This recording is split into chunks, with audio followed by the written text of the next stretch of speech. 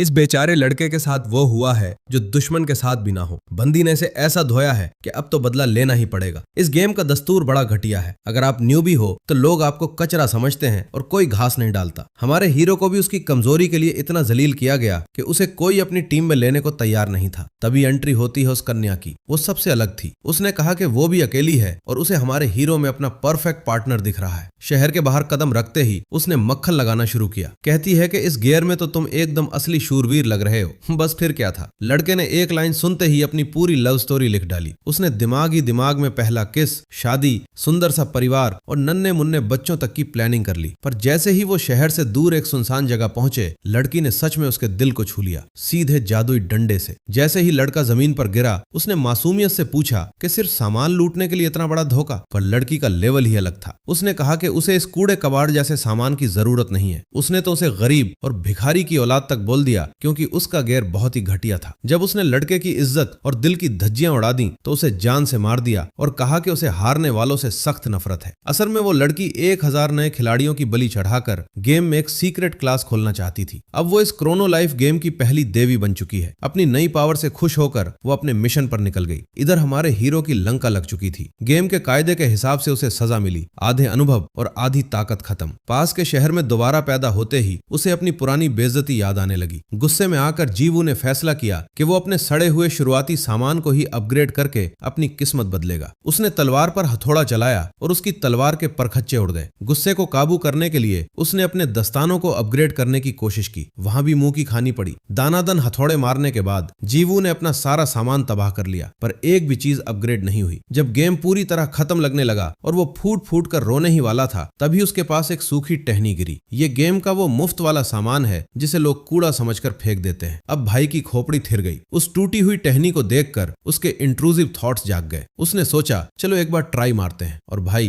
पहली ही बार में काम हो गया। आइटम अपग्रेड हो गया और डैमेज में 1 पॉइंट बढ़ गया। उसने फिर हथौड़ा चलाया और फिर से सक्सेस। अब जीवू को चढ़ गया गुस्सा। उसने सोचा, इस कचरे को तब तक अपग्रेड करूंगा जब तक ये टूट ना जाए। भाई ने पागलों की तरह हथौड़े बरसाने शुरू किए। जब आखिरी चोट मारी तो उसका हाथ जवाब दे गया था, लेकिन वो मामूली सी डंडी +99 के मैक्स लेवल पर पहुंच गई। जीवू को अपनी आंखों पर यकीन नहीं हुआ। घबराहट में उसके हाथ से वो लकड़ी छूट गई। जैसे ही वो टहनी जमीन से टकराई, गेम ने उसे अटैक मान लिया। फिर जो धमाका हुआ भाई, वैसा इंसानों ने आज तक नहीं देखा होगा। ऐसा खौफनाक हमला कि लगा जैसे धरती के 2 टुकड़े हो जाएंगे। उस तबाही को देखते हुए जीवू के सामने सिस्टम नोटिफिकेशंस की बाढ़ आ गई। भाई ने एक ही हमले में सबसे ज्यादा खिलाड़ियों को उड़ाने का वर्ल्ड रिकॉर्ड तोड़ दिया था। जब उसे एहसास हुआ कि उसके पास अब गेम की सबसे ब्रोकन पावर है, तो उसने ठान लिया कि अब वो उन सबको मजा चखाएगा जिन्होंने उसे कमजोर समझा था, खासकर वो देवी बनी लड़की को। दिक्कत ये थी कि जीवू अभी भी कंगाल था। उसके पास नए कपड़े खरीदने तक के पैसे नहीं थे। रास्ते में चलते हुए एक रईस खिलाड़ी उससे टकरा गया और उल्टा जीवू पर ही गर्म होने लगा। जीवू ने बस इतना कहा, भाई तूने खुद आफत मोल ली है, और बस डंडी से एक हल्का सा टच कर दिया। वो प्लेयर तो हवा में फटने के साथ गायब हुआ ही, शहर का एक हिस्सा भी नक्शे से साफ हो गया। आसपास के लोग समझ गए कि ये सब इसी का किया धरा है। जीवू फुल कॉन्फिडेंस में था। तभी एक सिस्टम अलर्ट ने उसके होश उड़ा दिए। उसकी जादुई डंडी की ड्यूरेबिलिटी अब 5 में से सिर्फ 3 बची थी। मतलब सिर्फ 3 हमले और फिर ये डंडी टूट कर कचरा हो जाएगी। वो चुपचाप एक गली में छुप गया सोचने के लिए। दुनिया का सबसे खतरनाक हथियार तो है, पर सिर्फ 3 बार इस्तेमाल कर सकते हैं। इसे फालतू के पंगे लेने में बर्बाद करना बेवकूफी थी। इस बार उसने अपना दिमाग दौड़ाया और सोचा कि क्यों ना गेम के सबसे तगड़े बॉस को हराकर रातों रात फेमस हुआ जाए। वो पहुंच गया वैली ऑफ डेथ, जहां उसे एक रोंगटे खड़े कर देने वाली दहाड़ सुनाई दी। ये था क्रोनो लाइफ का सबसे खतरनाक विलेन, 2 सिरों वाला ड्रैगन उरुस। उरुस अपनी ताकत की धौंस जमाकर जीवू को डराने की कोशिश कर रहा था, पर इससे पहले कि वो अपनी बात पूरी करता, जीवू ने एक ऐसा शॉट जड़ा कि ड्रैगन का एक सिर धड़ से अलग हो गया। उरुस तो सदमे में चला गया कि ये क्या बवाल है। अब गेम पूरी तरह बदल चुका था। उरुस अब बातों से मामला सुलझाना चाहता था, पर जीवू को पंचायत में कोई इंटरेस्ट नहीं था। चूंकि उसके पास सिर्फ 3 ही चांस थे, उसने सोचा कि सबसे बड़े बॉस को जल्दी निपटाकर अपना लेवल मैक्स कर लेता हूं। तो उसने एक और तगड़ा हमला जड़ा, जिसने उस बेचारे ड्रैगन को जोरदार झटका लगा और वो सीधा औंधे मुंह जमीन पर आ गिरा।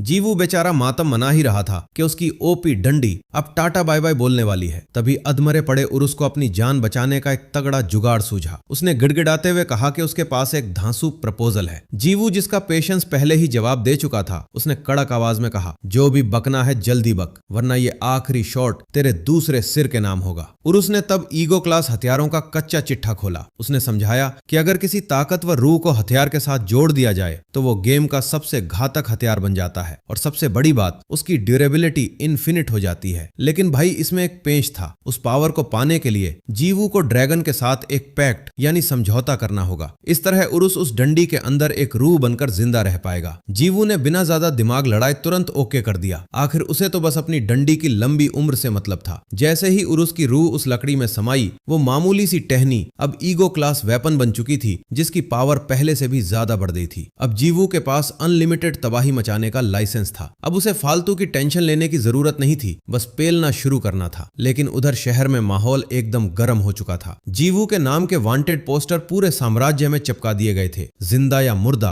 पकड़ने वाले को 1 बिलियन गोल्ड का भारी भरकम इनाम। और भाई असली तमाशा तो अब शुरू हुआ है, क्योंकि कैलवरी यानी भारी फौज मैदान में उतर चुकी है। किंगडम के कोने कोने से नामी गिरामी एडवेंचरर गिल्ड्स इस प्रॉब्लम को जड़ से मिटाने के लिए इकट्ठा हो गए हैं। क्रोनो लाइफ के 5 सबसे खतरनाक गिल्ड्स के लीडर्स, जो अपने आप में चलते फिरते तबाही के मंजर है, अब एक ही मिशन पर है। उनका टारगेट वो बंदा जिसने एक झटके में 8,50,000 खिलाड़ियों का गेम ओवर कर दिया था। आखिरकार भाई पूरी दुनिया के लिए एक सरदर्द जो बन चुका था, तो उसे रोकना तो बनता ही था। इस नए अलायंस की कमान सौंपने के लिए सबसे इज्जतदार लड़ाके को चुना गया जस्टिस गिल्ड का लीडर और कैसल किंग ऑर्डन। उसकी चील जैसी पैनी नजरों के नीचे वर्ल्ड यूनियन गिल्ड का गठन हुआ और सीधा जीवू के खिलाफ जंग का ऐलान कर दिया गया। लेकिन दूसरी तरफ अपनी डंडी अब इनफिनिट पावर से लैस थी और जीवू उसे फुल फॉर्म में इस्तेमाल करने के लिए बेताब था। अब देखो जलवा, जब जीवू मजे में राजधानी की गलियों में टहल रहा था, तभी अचानक उसकी सिट्टी पिट्टी गुम हो गई। डंडी में से एक अजीब सा जीव बाहर निकल आया, पर जैसे ही वो बोला, पता चला कि ये तो वही 2 सिर वाला ड्रैगन उरुस है, जो पैक्ट के बाद डंडी का किराएदार बन गया था। जीवू को लगा कि भाई ये तो बड़ा क्यूट सा हो गया है।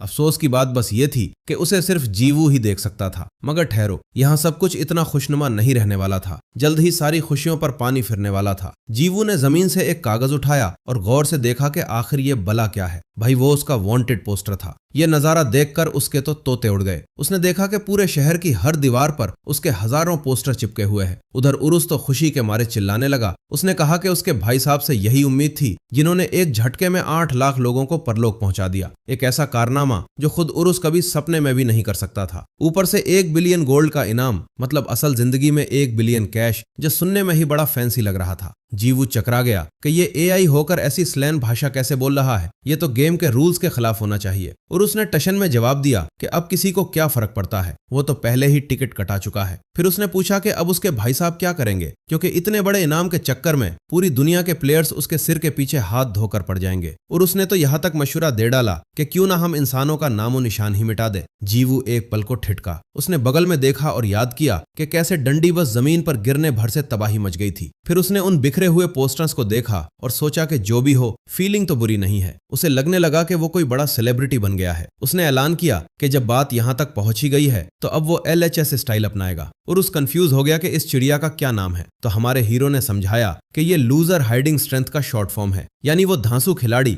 ये दुनिया के सामने फिसड्डी होने का नाटक करता है। और उसने फौरन सवाल दाग दिया कि भाई ऐसा नाटक करने की क्या जरूरत है, लोग तो उसे एकदम फुसकी समझेंगे और घास तक नहीं डालेंगे। लेकिन जीवू ने टशन में कहा, उरुस तू नहीं समझेगा, असली मजा तो इसी में है। उसने पूछा कि क्या उरुस ने आज तक ऐसा कुछ नहीं देखा। दुनिया की नजर में वो एक कमजोर खिलाड़ी दिखेगा, पर असल में वही इस कहानी का प्रोटैगनिस्ट यानी हीरो है। उसे अपनी इस फैंटेसी लाइफ का पूरा आनंद लेना है। तभी अचानक हवा को चीरता हुआ एक तीर आया और सीधा जीवू के सीने में जा धंसा। और उसके तो होश उड़ गए। जीवू जमीन पर गिर पड़ा और उसके मुंह से खून निकलने लगा। और उस पागलों की तरह उसके ऊपर मंडराने लगा और रोते हुए अपने भाई साहब को आवाजें देने लगा। पास की एक छत पर हॉकाई खड़ा था, जिसके हाथ में फिरोजी रंग का एक रेयर धनुष था और तरकश उसी रंग के तीरों से भरा हुआ था। उसने चिल्लाकर सिग्नल दिया कि निशाना सटीक लगा है। नीचे खड़ी उसकी पूरी फौज जीवू की तरफ लपकी। देखते ही देखते आर्डन कैसल के सैनिकों ने जीवू को चारों तरफ से घेर लिया। हॉकाई ने दहाड़ते हुए कहा, 5 गिल्ड्स के सुप्रीम कमांडर के नाम पर मैं हुक्म देता हूं कि इस दरिंदे को बेड़ियों में जकड़ लो। इसने अकेले 8 लाख लोगों का कत्ल किया है। इसे काल कोठरी में डाल दो। सारे सैनिक जोश में चिल्लाए और हमले के लिए तैयार हो गए। बेचारा उरुस बदहवास होकर चिल्ला रहा था, भाई साहब आप ठीक तो हो ना, जल्दी उठो। ये इंसान भले ही कमजोर हों, पर अगर ये सब एक साथ टूट पड़े तो लेने के देने पड़ जाएंगे। सीने में तीर गड़े होने के बावजूद जीवू धीरे धीरे खड़ा हुआ और ऑर्डन की फौज के सामने तन कर खड़ा हो गया। सैनिकों ने शोर मचाया कि दुश्मन हिल रहा है और पूरी आर्मी उसके पीछे पड़ गई। हॉकाई ने ऊपर से ऑर्डर दिया, इसे सांस लेने का मौका मत दो, सब एक साथ हमला करो। उरुस एक बार फिर घबराहट में अपने भाई साहब को पुकारने लगा, क्योंकि मंजर काफी खौफनाक था। जीवू ने अपनी पिछली सारी बातें वापस ले ली। उसने अपने सीने से वो तीर झटका मार के निकाला और बड़ी हिकारत से जमीन पर फेंक दिया। अपनी जादुई डंडी को मजबूती से पकड़ते हुए उसने गुस्से में कहा कि वो तो बस शांति से एक साइड कैरेक्टर बनकर जीना चाहता था, लेकिन इन बेवकूफों ने खुद अपनी मौत को दावत दी है। तभी भाई एक भयानक एनर्जी का धमाका हुआ जिसने पूरे लोक को रोशनी से भर दिया। जैसे ही उसने अपनी डंडी घुमाई, उसमें से परमाणु बम जैसी ताकत निकली और देखते ही देखते सारे सैनिक बेजान होकर जमीन पर ढेर हो गए। हॉकाई बुरी तरह खास रहा था, वो बस मरते मरते बचा था। उसे समझ नहीं आ रहा था कि आखिर हुआ क्या। पलक झपकते ही उसकी पूरी की पूरी आर्मी साफ हो गई। उसे गहरा सदमा लगा जब उसने देखा कि फर्स्ट रैलन की राजधानी ही नक्शे से गायब हो चुकी है। अचानक जीवू बिल्कुल उसके सामने प्रकट हो गया। हॉकाई की तो दहशत के मारे बोलती बंद हो गई। जैसे जैसे जीवू उसके करीब आ रहा था, उस एल्फ ने अपने कपड़ों से एक समनिंग ऑर्ब निकाला, जिससे वो जितने चाहे उतने खिलाड़ियों को बुला सकता था। हॉकाई ने उस ऑर्ब को फोड़ दिया और उसके पैरों के नीचे एक जादुई घेरा बन गया। देखते ही देखते चारों तरफ दर्जनों पोर्टल खुल गए। मेरी पुकार का जवाब दो, उस एल्फ ने चीख कर कहा। यूनियन के सभी सदस्यों, बड़े पैमाने पर टेलीपोर्टेशन शुरू करो। हर पोर्टल से हजारों की तादाद में लोग निकलने लगे। जीवू बस खड़ा होकर यह नजारा देख रहा था, जैसे उसे कोई फर्क ही ना पड़ रहा हो। नए आए सैनिकों ने उसे चारों तरफ से घेर लिया। वर्ल्ड यूनियन की मिलियंस में फौज खड़ी थी। लगभग 30 लाख लोग वहां सिर्फ एक ही मकसद से बुलाए गए थे, जीवू का काम तमाम करने के लिए। हॉकाई ने उसकी तरफ इशारा किया और अपनी सेना पर चिल्लाया, हमला करो। उसके आदेश देते ही लाखों योद्धा एक साथ आगे बढ़े। दुश्मनों के उस सैलाब को देखकर जीवू ने बस एक ठंडी आह भरी। फिर उसने अपनी डंडी को एक तरफ घुमाया और महज एक झटके में सैनिकों की पूरी लाइन को गाजर मूली की तरह काट दिया। उस हमले के रास्ते में जो भी आया उसका नामो निशान मिट गया। उरुस ये सब देखकर हक्का बक्का रह गया। जीवू ने डंडी को दूसरी तरफ घुमाया और फिर उसे सामने की ओर दे मारा, जिससे सेना का एक और बहुत बड़ा हिस्सा पल भर में भाप बन गया। ड्रैगन उरुस तो गहरे सदमे में था। उसे याद आया कि अभी थोड़ी देर पहले वो सोच रहा था कि अगर सबने एक साथ हमला किया तो जीवू मुसीबत में पड़ जाएगा। उसके लिए ये एक आम समझ की बात थी। आखिर उरुस खुद चाहे कितना भी ताकतवर क्यों ना हो, वो भी एक साथ 30 लाख लोगों का सामना नहीं कर सकता था। वर्ल्ड यूनियन वाले कोई ऐरे गहरे नत्थु खैरे नहीं थे। ये पूरी दुनिया से चुनकर लाए गए एलीट रैंकर्स थे। और सच तो ये है कि अगर उरीस अपनी पूरी पलटन भी झोंक देता तो भी उसके हारने के लाले पड़ जाते। इसीलिए उसने सोचा था कि पतली गली से निकल लेना ही सबसे बड़ी समझदारी है। लेकिन अब उसे एहसास हुआ कि उसने कितनी बड़ी गलतफहमी पाल रखी थी। जैसे ही उसे मौका मिला, उसके खानदानी चेले चपाटे अपनी तलवारें और भाले लेकर जीवू की तरफ ऐसे लपके जैसे मुफ्त का राशन बट रहा हो। वो उसे छलनी करने के इरादे से कूदे ही थे कि हमारे हीरो ने बस अपनी लाठी घुमाई और एक हल्के से टच से सबका सूपड़ा साफ कर दिया। देखते ही देखते फौज की एक पूरी लाइन बीच से 2 टुकड़े हो गई। उधर पीछे की तरफ आबड़ा कडाबरा अपने चेले चांटों के साथ मिलकर फटाफट कोई जादू टोना सेट करने में लगी थी। जीवू को अपने पीछे कुछ हलचल महसूस हुई और जब उसने पलट कर देखा तो आसमान में एक तगड़ा मैजिक सर्कल बन रहा था। आबड़ा कदाबरा ने अपना सबसे खतरनाक एंशिएंट इंचांटमेंट ऑफ डिस्ट्रक्शन फेंक मारा। एक ऐसा स्पेल जो किसी को भी राख बना दे। ऊर्जा की एक भयानक बीम सीधे जीवू की तरफ बढ़ी और हमारा हीरो उसे ऐसे देख रहा था जैसे कोई अजूबा हो। उसने मन ही मन सोचा कि नाम तो बड़ा धांसू रखा है मैडम ने, अब मुझे भी अपनी टेक्निक के लिए कोई कड़क सा नाम सोचना पड़ेगा। बस फिर क्या था, उसने अपनी लाठी ऊपर की तरफ लहराई। वो वार रास्ते में आने वाली हर चीज को चीरता हुआ सीधा वायुमंडल के पार निकल गया। उसने इसे नाम दिया अराइज और पलक झपकते ही वो मैजिक सर्कल और वो प्राचीन स्पेल ऐसे गायब हुए जैसे गधे के सिर से सींग। आबरा कदाबरा का तो दिमाग ही सुन्न हो गया। वो बस यही हकलाती रही कि उसके पुश्तैनी जादू के चीथरे इस बंदे ने उड़ा कैसे दिए। उधर सरकारी तांत्रिक यानी रॉयल सॉर्सरर्स अगले हमले की तैयारी में ही थे कि इससे पहले वो कुछ कर पाते, जीवू ने अपनी छड़ी फिर से ऊपर लहरा दी। इस बार उसने इस वार को नाम दिया अटैक। सामने जो कुछ भी आया उसे काटते हुए उसने सारे जादूगरों को फुटबॉल की तरह हवा में उड़ा दिया। एक बंदा और सामने 30 लाख की फौज। नतीजा सिर्फ हार नहीं था बल्कि पूरा कबाड़ा हो गया था। वर्ल्ड यूनियन गिल्ड की ऐसी फजीहत हुई कि पूछो मत। हॉकाई जमीन पर घुटनों के बल बैठा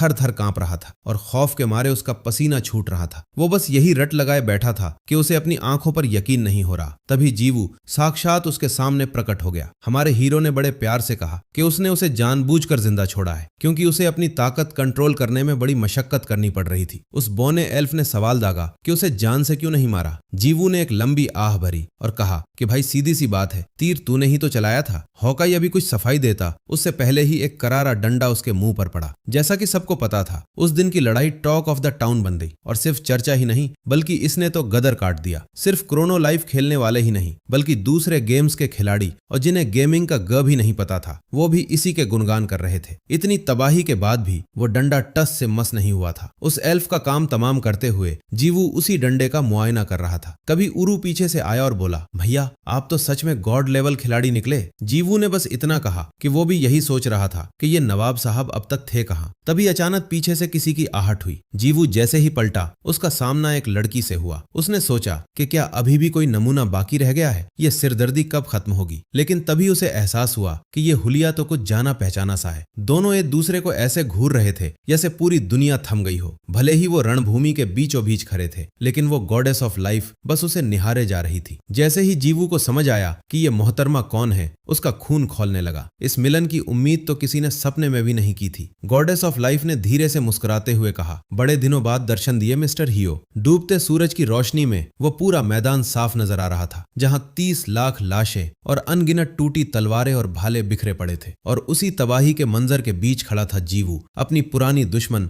गॉडेस ऑफ लाइफ के सामने। जीवू को यह सारा ड्रामा देख के लग रहा था जैसे किसी साउथ की फिल्म का क्लाइमैक्स चल रहा हो। उसे याद आया कि कैसे इस मोहतरमा ने उसके माँ बाप को भिखारी कहा था, और ये याद आते ही गुस्से और पुरानी कड़वाहट से उसके हाथ कांपने लगे। जीवू की आंखों में अंगारे जल रहे थे। उसे समझ नहीं आ रहा था कि ये उसके पुराने डर का असर है या कुछ और, पर उसे एक अजीब सी हंसी आ गई। गॉडेस ऑफ लाइफ ने बड़े प्यार से पूछा, और सुनाओ क्या हालचाल है। उसने आगे चुटकी लेते हुए कहा कि ये तो किस्मत का खेल है। उसे उम्मीद नहीं थी कि दोबारा आमना सामना होगा। जीवू ने कड़क आवाज में जवाब दिया, किस्मत और बकवास बंद करो। तुम्हारी सूरत देखकर ही समझ आ रहा है कि कोई पनौती मुझे ढूंढ रही थी। देवी जी मुस्कुराई, जैसे पूछ रही हो कि क्या वो इतनी ही बुरी दिखती हैं। जीवू ने दांत पीसते हुए कहा कि मन तो कर रहा है कि अभी के अभी तुम्हें चटनी बना दूं, पर फिर भी कुछ हिसाब बाकी है। उसने अचानक पूछा, वैसे बाल डाई करवाए हैं क्या। गॉडेस बड़ी खुश हुई कि चलो लड़के ने नोटिस तो किया। उसने बड़े टशन में बताया कि उसने जीवू की बलि चढ़ाकर अपना क्लास अपग्रेड कर लिया है और अब वो सीक्रेट गॉडेस ऑफ लाइफ बन गई है, इसीलिए बालों का रंग भी बदल गया। जीवू ने ठंडी आह भरी और अपना डंडा हवा में लहराया। उसने तंज कसते हुए कहा, हजारों मासूमों की जान लेकर तुम जीवन की देवी बन गई। असल में तो तुम्हारा नाम मौत की देवी होना चाहिए था। गॉडेस ने हंसते हुए कहा, बात तो सही कह रहे हो। जीवू बोला, बिल्कुल सही कह रहा हूं। और बस उसने अपना डंडा जमीन पर दे मारा। एक जोरदार धमाका सीधे उसकी तरफ लपका। जीवू चिल्लाया, चलो मजाक मस्ती बहुत हुई, अब तुम्हारी कुटाई का टाइम शुरू होता है। गॉडेस के मुंह से बस इतना निकला, अरे इतनी जल्दी। और अगले ही पल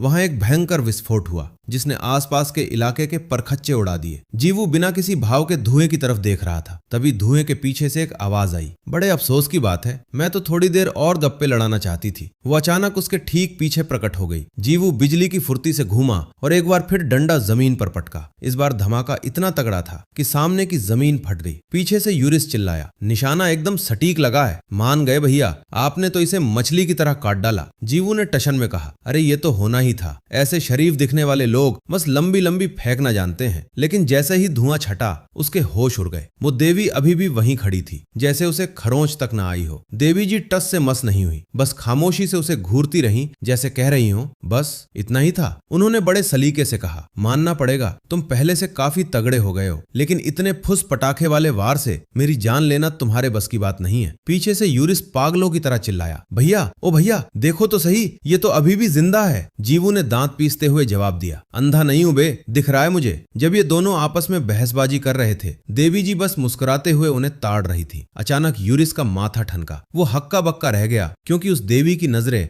सीधी उसी पर टिकी थी। वो सकपका कर बोला, ये कैसे हो सकता है, ये मुझे देख कैसे रही है। भाई के अलावा तो मुझे कोई देख ही नहीं पाता, ये क्या जादू टोना है। जीवू ने भी हामी भरी कि मामला वाकई गड़बड़ है। उसे पूरा यकीन था कि उसका वार निशाने पर लगा था, तो फिर इस मोहतरमा का एक बाल भी बांका क्यों नहीं हुआ। ये बात गले नहीं उतर रही थी। थी। देवी जी ने ठहाका मारते हुए चुटकी ली। क्या एक मामूली इंसान कभी किसी देवी को खरोंच भी पहुंचा सकता है? जीवू ने झूठी हैरानी जताते हुए अपना डंडा सिर से टिकाया और बोला, ओहो, अब तो मुझे सच में तगड़ा वाला गुस्सा आ रहा है। और बस वो पूरी रफ्तार से उसकी तरफ लपका। देवी जी भी बड़े आराम से खड़ी हमले का इंतजार करने लगी। जैसे ही वो करीब पहुंचा, एक और जोरदार धमाका हुआ। जीवू ने उन्हें सांस लेने तक का मौका नहीं दिया और ताबड़तोड़ वार शुरू कर दिए, जिससे आसपास का पूरा इलाका तहस नहस हो गया।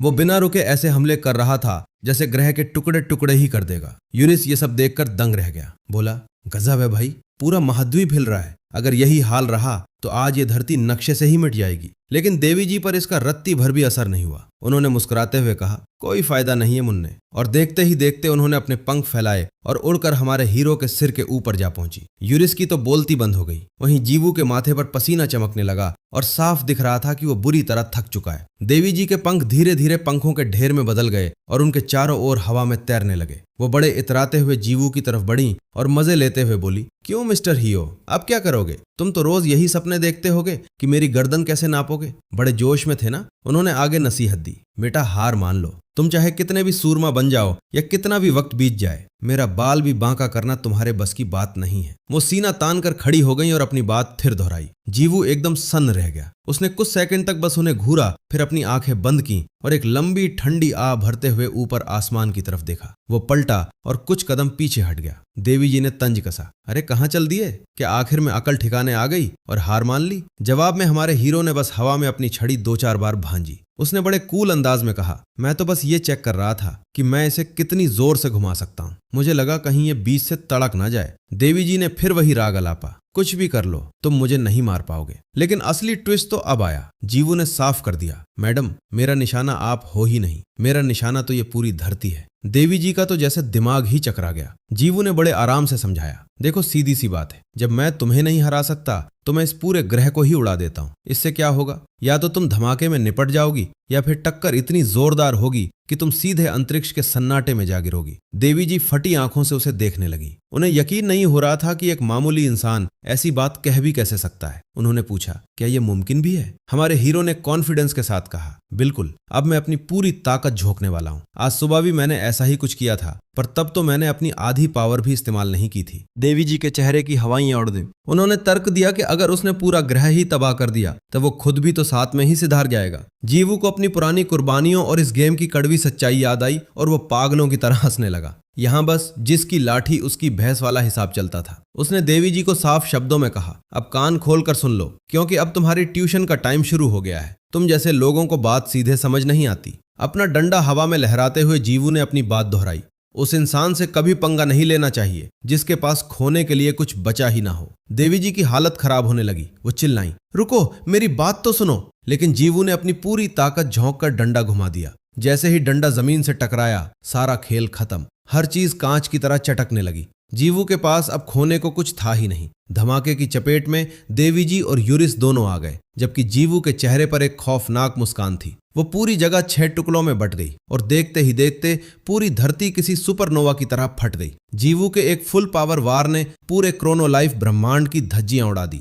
स्क्रीन पर डेटा की लाइनें पागलों की तरह ऊपर नीचे होने लगी। उधर असली दुनिया में एक VR पॉड वाले कमरे में अटेंडेंट अपनी ड्यूटी के दौरान खर्राटे भर रहा था। अचानक एक प्लेयर गुस्से में चिल्लाया। गेम से बाहर फेंके जाने के बाद वो झल्लाकर बोला कि बिना बताए कनेक्शन कैसे कट गया? अभी तो हम फाइनल बॉस तक पहुंचे भी नहीं थे। बाकी प्लेयर्स भी शोर मचाने लगे कि आखिर हुआ क्या। उन्होंने अटेंडेंट को घेरा और पूछा कि क्या उसने मेन स्विच बंद कर दिया है। बेचारा कर्मचारी हड़बड़ाकर उठा और सबको शांत कराते हुए बोला कि ना तो बिजली गई है और ना ही कोई शॉर्ट सर्किट हुआ है। तभी एक लड़के ने तुक्का लगाया कि शायद गेम बनाने वाली कंपनी क्राउली के सर्वर में ही कोई बड़ा लोचा हो गया है। फौरन कोई दूसरा चिल्लाया कि कंपनी की वेबसाइट पर एक नोटिस आया है। नोटिस में साफ लिखा था कि क्रोनो लाइफ के सर्वर में कोई भयंकर दिक्कत आ गई है। पूरे गेमिंग वर्ल्ड में हड़कंप मच चुका था। सिस्टम चेक करने पर पता चला कि पूरे गेम में इस वक्त सिर्फ एक ही बंदा कनेक्टेड है। जीवू खुद को एक खाली कमरे में पाता है जहां चारों तरफ बस डेटा तैर रहा था। वो बुरी तरह कंफ्यूज था कि आखिर वो है कहाँ, क्योंकि उसे तो गेम के अंदर होना चाहिए था। तभी अचानक एक रहस्यमयी आवाज ने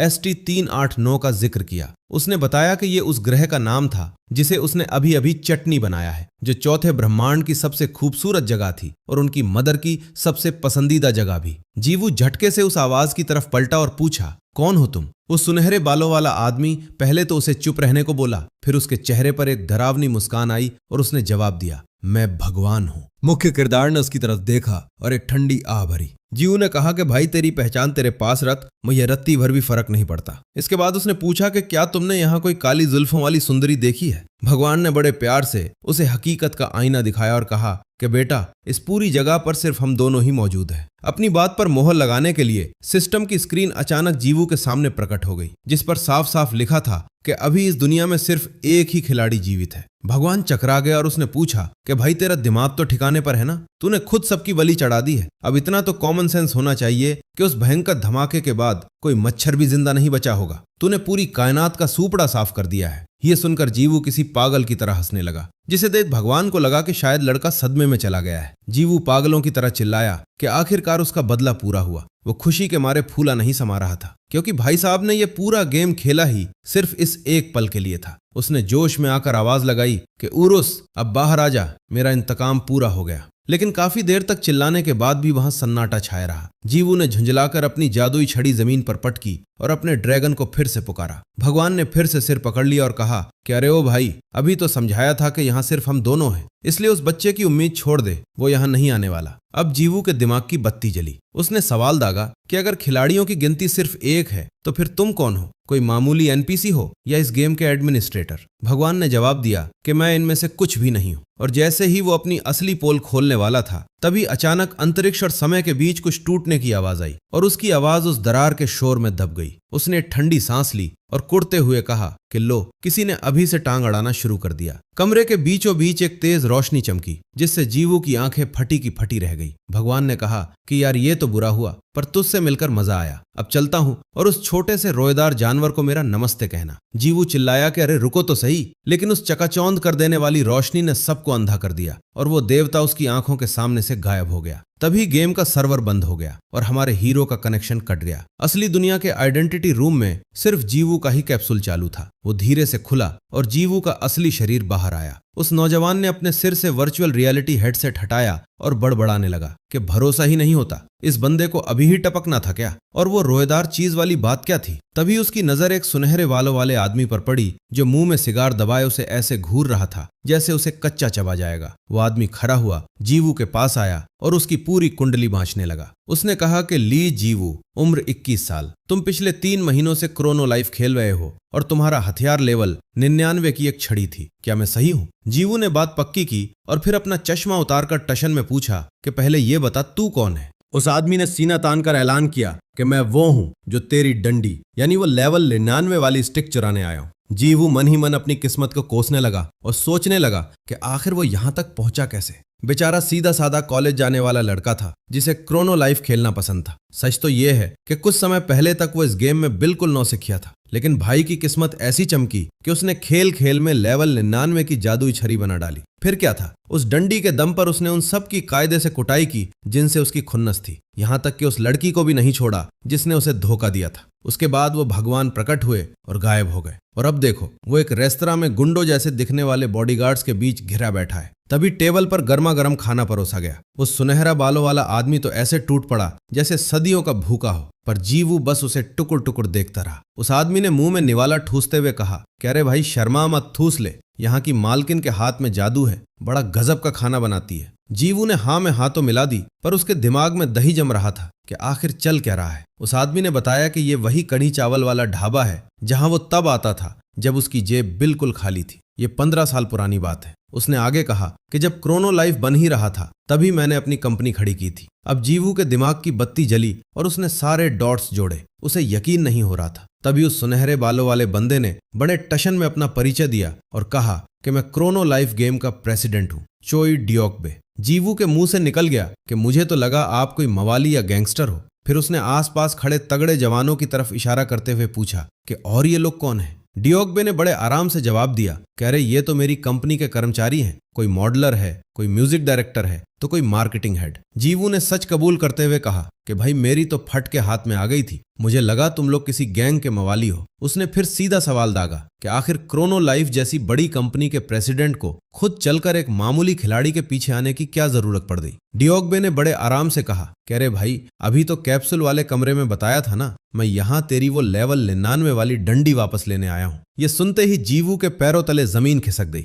डियोग्बे ने उसकी शक्ल देखकर मजे लेते हुए पूछा, क्या बे ऐसा मुंह क्यों बना रहा है? एक गेम कंपनी होने के नाते अगर गेम में कोई बग वाला आइटम आ जाए तो उसे वापस लेना हमारा फर्ज है। जीवू ने तुरंत विरोध करते हुए कहा, कह रहे भाई मेहनत मैंने की, उसे अपग्रेड मैंने किया तो वो मेरी हुई ना। डियोग्बे ने ठंडी सांस भरी और गणित समझाते हुए बोला कि देख भाई, किसी भी आइटम को 10 बार अपग्रेड करने के बाद उसके सफल होने का चांस सिर्फ 3% रह जाता है, और उसके बाद तो समझ ले कि चांस ना के बराबर होता है। ये बात तू भी अच्छे से जानता है। ये सुनकर जीवू सन्न रह गया, पर उसने हार नहीं मानी। उसने दलील दी कि अगर ये कोई बग नहीं है तो इसका मतलब है कि किस्मत से ऐसा होना मुमकिन तो है ही। वो गुस्से में टेबल से खड़ा हो गया, लेकिन डियोग्बे ने एक गहरी आह भरी और उसे साफ शब्दों में चेतावनी दी कि बेटा चाहे कुछ भी हो जाए, वो लेवल 99 वाली स्टिक अब मेरे ही पास रहेगी। उधर क्रोनो लाइफ की आभासी दुनिया में फ्रंटल शहर के पास एक खुले मैदान की तरफ एक विशालकाय राक्षस बढ़ रहा था। वो लेवल 21 का खूंखार गारुस था। खिलाड़ियों की पूरी पलटन ने अपनी कमर कस ली और चिल्लाने लगे कि ओए वो आ गया, देखो आफत आ गई। तभी उनकी टीम के जादूगर ने अपनी शक्तियों का प्रदर्शन किया और एक जबरदस्त आग का गोला दे मारा, जिसने उस राक्षस को चारों तरफ से घेर लिया। वो दानव दर्द के मारे ऐसे चीखा जैसे उसकी पूंछ पर किसी ने गर्म तेल डाल दिया हो। टीम का लीडर तो खुशी से नाचने लगा कि वाह काम बन गया, और उसने तुरंत आदेश दिया कि फिर से हमला करो, इसे कच्चा चबा जाओ। पर तभी कियो नाम की एक लड़की के सिर पर खून सवार हो गया। वो चिल्लाती हुई अकेली ही उस राक्षस की तरफ दौड़ पड़ी। लीडर उसे पीछे से चिल्ला चिल्ला कर रोकता रहा, कह रहे ओ पगली, अकेली मत जा, आगे कुआं पीछे खाई है। पर उसने एक ना सुनी। नतीजा, उस राक्षस ने उसे ऐसी बेरहमी से हवा में उछाला कि वो बेचारी सीधे जाकर अपनी टीम की पुजारिन के ऊपर जा गिरी। अब दोनों ही जमीन चाट रही थी और हिलने डुलने लायक भी नहीं बची थी। बाकी टीम वाले घबराहट में पागलों की तरह शोर मचाने लगे कि गजब हो गया, अब तो हम सब गए, उठो और यहाँ से दुम दबाकर भागो। दूर खड़ा हमारा हीरो ये सारा तमाशा देख रहा था। एक पल के लिए तो वो पत्थर की मूर्ति बन गया। फिर उसने एक ठंडी आह भरी और सोचने लगा कि अब मैं इस रायते को कैसे समेटूं। उसके बगल में बैठा उरुस मजे से चिकन का टांग चबा रहा था। उसने मुंह चलाते हुए पूछा, क्यों भैया, अब क्या इरादा है? जीवू ने थोड़ी देर सोचा और अपनी वही जादुई छड़ी उठा ली। अपनी पुरानी हालत को देखते हुए उसे रेस्तरां वाली वो बातचीत याद आ गई। चोई डियोग्बे ने जब कहा था कि वो लेवल 99 वाली स्टिक अपने पास रख लेगा, तो जीवू की तो जान ही हलक में आ गई थी। उसने चीख कर कहा था कि भाई ये तो सरासर बेईमानी है। लेकिन प्रेसिडेंट ने बड़े सयानेपन से समझाया कि देख भाई, मैंने खुद इस मामले की छानबीन की है और ये कोई बग नहीं है। कंपनी अब तेरे खाते में अपनी नाक नहीं अड़ाएगी। अब चाहे तू गेम के सबसे बड़े बॉस की चटनी बना दे, 30 लाख लोगों को परलोक पहुंचा दे या पूरी धरती का विनाश कर दे, तू एक खिलाड़ी के तौर पर पूरी तरह आजाद है। इतना ज्ञान देने के बाद डियोग्बे ने अपने सूप में और भी ज्यादा अचार डाल दिया और जीवू की तरफ प्लेट बढ़ाते हुए कहा कि देख, इसमें और अचार डालना है या नहीं, ये फैसला भी पूरी तरह तेरा है। जीवू प्लेट पकड़कर खड़ा ही हुआ था कि तभी उस रेस्तरां की मालकिन दादी ने सटाक से डियोग्बे के सिर पर एक चपत जड़ दी। वो उसे बुरी तरह डांटने लगी। क्या रे ओ कलमुहे, इस सूप में ये सब डाल के इसका कबाड़ा क्यों कर रहा है? दादी का पारा 7वें आसमान पर था। वो उसे खरी खोटी सुनाते हुए बोली, अरे ओ सत्यानाशी, तुझे क्या पता कि मैंने कितनी मिन्नतें करके और पूरी रात जागकर ये हड्डियों का सूप तेरे लिए तैयार किया है, और तू है कि इसमें यह कूड़ा कचरा डाल के इसका सारा स्वाद बिगाड़ रहा है। मेरी सारी मेहनत पर पानी फेर दिया। बेचारा जीवू ये तमाशा देख ही रहा था कि उसने चुपचाप अपनी अचार वाली प्लेट नीचे रख दी। अब वापस आते हैं वर्तमान के उस मैदान में जहां जीवू अपनी उस जादुई छड़ी को एकटक निहारे जा रहा था। उसके दिमाग में अभी भी वही अचार वाला सूप और दादी की डांट घूम रही थी। लेकिन तभी उसका ध्यान पास ही खड़े उस टीम लीडर की तरफ गया। उस खड़ूस टीम लीडर का ध्यान अब पूरी तरह से उस बेचारी लड़की पर था। वो पागलों की तरह चिल्ला रहा था कि उसे अपनी पोजीशन संभालनी तक नहीं आती, जो किसी भी पार्टी हंटिंग का कखरा होता है। उसके मुताबिक वो लड़की किसी ट्रोल की तरह बर्ताव कर रही थी और उस बेवकूफ की वजह से उन सबको अपना शिकार बीच में ही रोकना पड़ा। उसने ताना मारा कि उसे टीम में शामिल करना ही उनकी सबसे बड़ी गलती थी। तभी जीवू को डियोग्बे की वो एक आखिरी गुजारिश याद आई। उसने बड़े प्यार से समझाया था कि भले ही मेरी बातें तुझे अजीब लगें, पर क्रोनो लाइफ वाकई एक जबरदस्त गेम है। यहाँ आजादी है,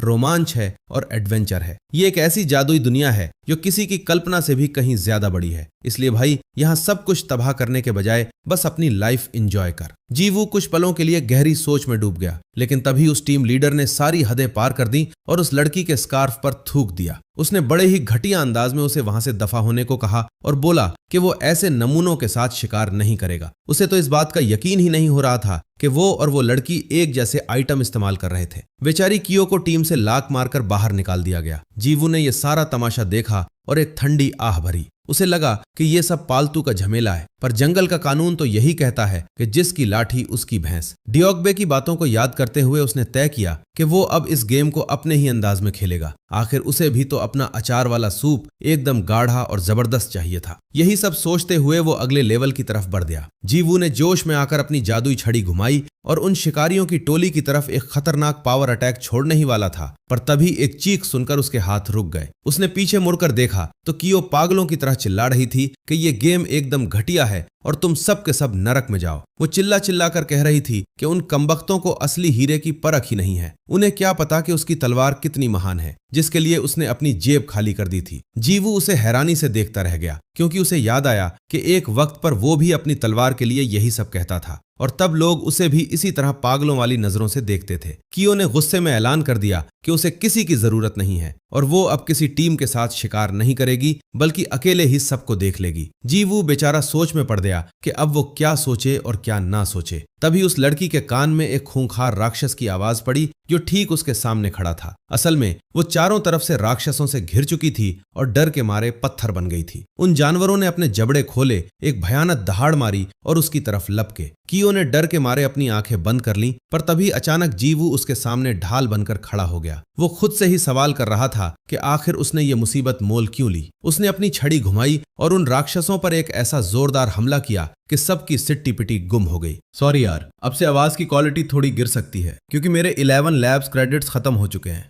धूल के गुबार के बीच कियो जो डर के मारे अपना सिर पकड़े बैठी थी, धीरे से अपनी आंखें खोलती है और उसका सामना हमारे हीरो से होता है। उसके सिर के ऊपर आसमान एकदम साफ हो चुका था, जैसे वहाँ कभी कोई बादल था ही नहीं। जीवू सोचने लगा कि आखिर उसने इसकी जान बचाई क्यों? क्या ये भाईचारा था या तरस? पर फिर उसे समझ आया कि इनमें से कोई बात नहीं थी। उसने तो बस मजे मजे में उसकी मदद कर दी। ये सोचकर उसने लड़की को देखकर एक स्माइल पास की, जिसे देखकर बेचारी कियो का दिमाग ही चकरा गया। जीवू उसके करीब गया, ये सोचते हुए कि मामला थोड़ा पेचीदा और रायते जैसा फैल गया है। असल में ये तो बस कहानी की शुरुआत थी। उसने बड़े प्यार से पूछा, क्या हम साथ में शिकार हंटिंग कर सकते हैं? पर भाई पासा ही पलट गया। लड़की ने उसे झिड़कते हुए कहा, चल फुट यहाँ से, मैं तेरे जैसे कल के आए नौसिखियों न्यूबीज के साथ शिकार नहीं करती, और जमीन पर थूकते हुए वहां से टशन में निकल गई। जीवू वहीं खड़ा रह गया और सोचने लगा कि भाई ये शुरुआत तो कुछ खास जमी नहीं। दूसरी तरफ सियोल शहर में सब कुछ नॉर्मल चल रहा था, पर सबके हाथ अपने फोन से चिपके हुए थे। पूरी दुनिया की नजर एक ऐसी घटना पर थी जिसे लोग कयामत का दिन, जजमेंट डे कह रहे थे। गेमिंग की दुनिया में बस एक ही चर्चा थी कि आखिर वो खिलाड़ी है कौन जिसने एक झटके में 8 लाख लोगों को ऊपर पहुंचा दिया। क्या वो कोई युद्ध का देवता है या फिर क्रोनो लाइफ का सबसे बड़ा सूरमा? तभी एक आदमी ने चिल्लाकर कहा कि ये सब बकवास और दिखावा है। उसने सवाल उठाया कि कोई इतना ताकतवर कैसे हो सकता है? पक्का ये कोई बग है या फिर कोई घटिया हैकर? उसकी बात में दम तो था,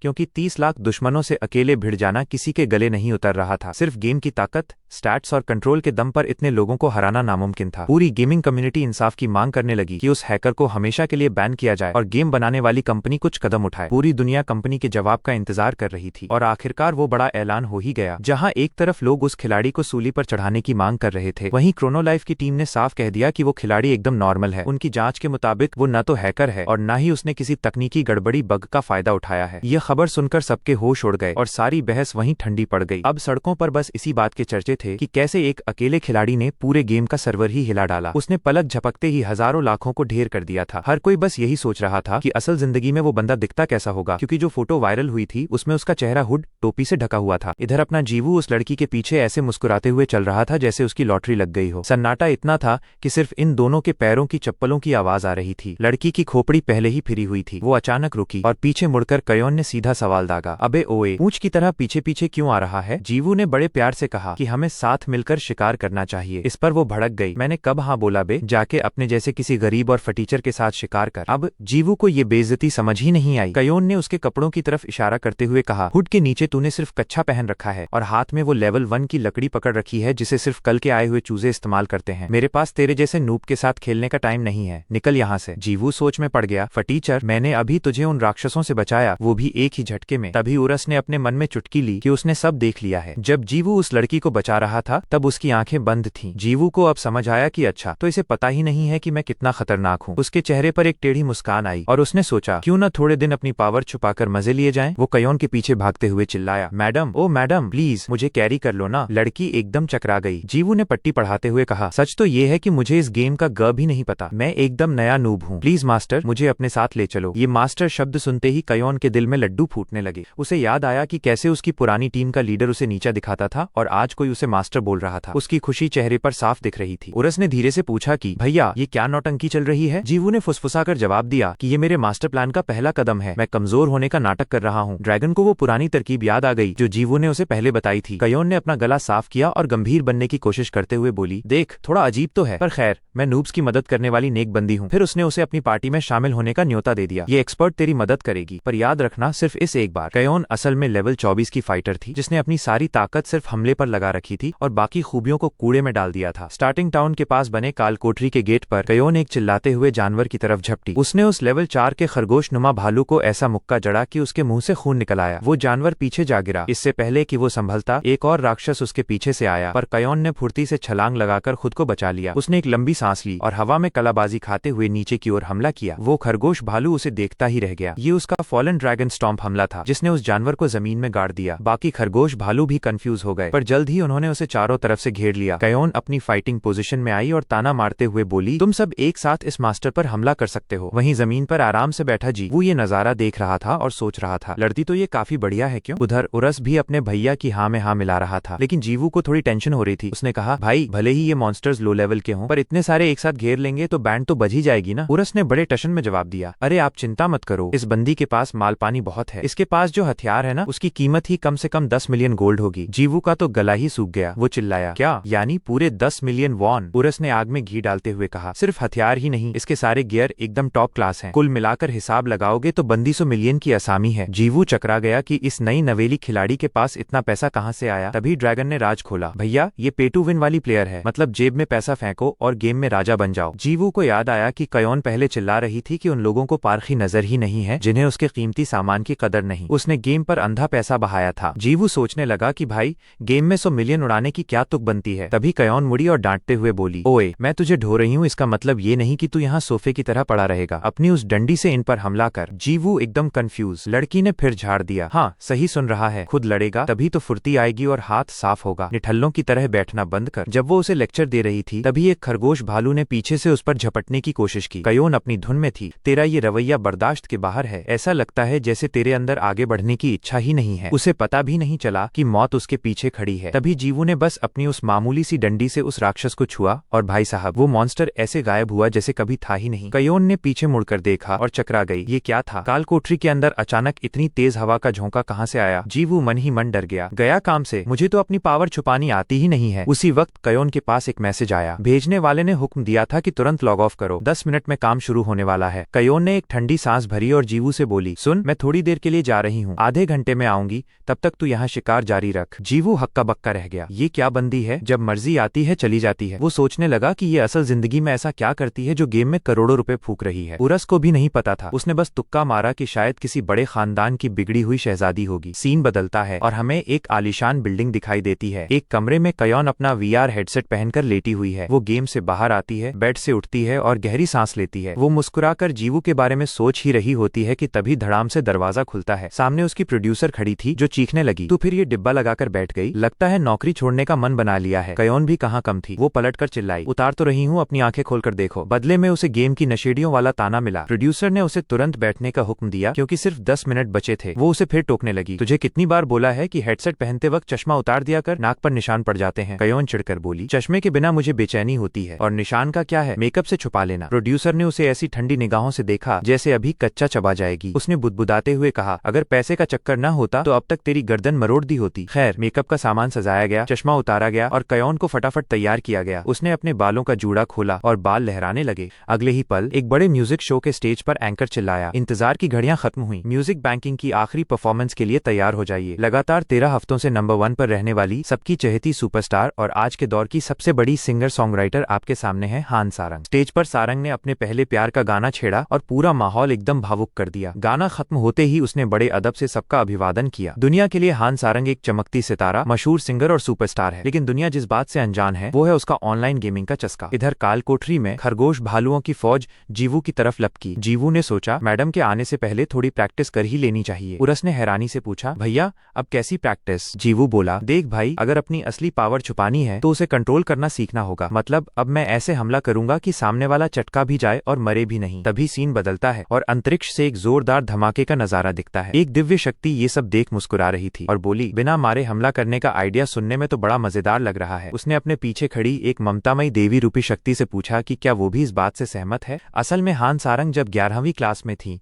तभी उसने म्यूजिक इंडस्ट्री में कदम रख दिया था। शुरुआत बड़ी मुश्किल और फ्लॉप रही, लेकिन आज वो टॉप की सिंगर सॉन्गराइटर बन चुकी है। एक पत्रकार ने उसे बधाई देते हुए कहा यकीन नहीं होता कि आपने लगातार 14वीं बार जीत हासिल की है। आपके पहले गाने के दर्द भरे बोल जो नन्ही जलपरी की कहानी पर आधारित थे वो इतने इमोशनल कैसे होते हैं? सारंग ने मासूमियत से जवाब दिया मुझे अकेले घर में रहना पसंद है तो मैं कविताएं और कभी कभी परियों की कहानियां पढ़ती हूँ। पत्रकार फिदा हो गया। अच्छा तो इसीलिए गाने का नाम ऐसा है? सारंग ने आगे जोड़ा मेरी प्रोड्यूसर ने कहा था कि परियों की कहानियों वाली बात किसी को न बताऊं क्योंकि ये बड़ा बचकाना शौक लगता है। पूरी दुनिया और इंटरव्यू लेने वाला उसकी सादगी पर लट्टू हो गए। पर दूर खड़ी उसकी प्रोड्यूसर दांत पीस रही थी। ये शातिर लड़की पूरे देश को चूना लगा रही है, सफेद झूठ बोल रही है। ये जनता जिस शौक को नहीं जानती वो है इसका पागलों की तरह गेम खेलना। इंटरव्यू में आगे पूछा गया आप अपनी एक्टिंग के लिए भी मशहूर हैं। पिछले ड्रामे में आपने एक बदतमीज स्कूल गर्ल का रोल किया था, वो कैसा रहा? सारंग ने मासूम सा चेहरा बनाकर कहा वो रोल मेरे लिए बहुत मुश्किल था क्योंकि सच कहूं तो मैंने पैदा होने के बाद आज तक कभी किसी को गाली नहीं दी। पर भाई साहब गेम के अंदर तो कहानी ही कुछ और थी। वहाँ वो जीवू को कमीना और न जाने क्या क्या बुला रही थी। वो उस पर चिल्लाई अबे ओए तेरा मास्टर वापस आ गया और तूने नमस्ते तक नहीं किया। जीवू चकरा गया। एक सेकेंड, तू मेरी मास्टर कब से बन गई? सारंग दहाड़ी। अभी से और इसी वक्त से। सारंग ने उसे तुरंत ललकारा क्यों रे, तुझे कोई दिक्कत है क्या? अब तुझे मेरी मदद नहीं चाहिए? नखरे दिखा रहा है? जीवू ने तुरंत पलटी मारी और हाथ जोड़ लिए। नहीं नहीं मैडम ऐसी कोई बात नहीं है। असल में सारंग का गेम खेलने का मकसद ही यही था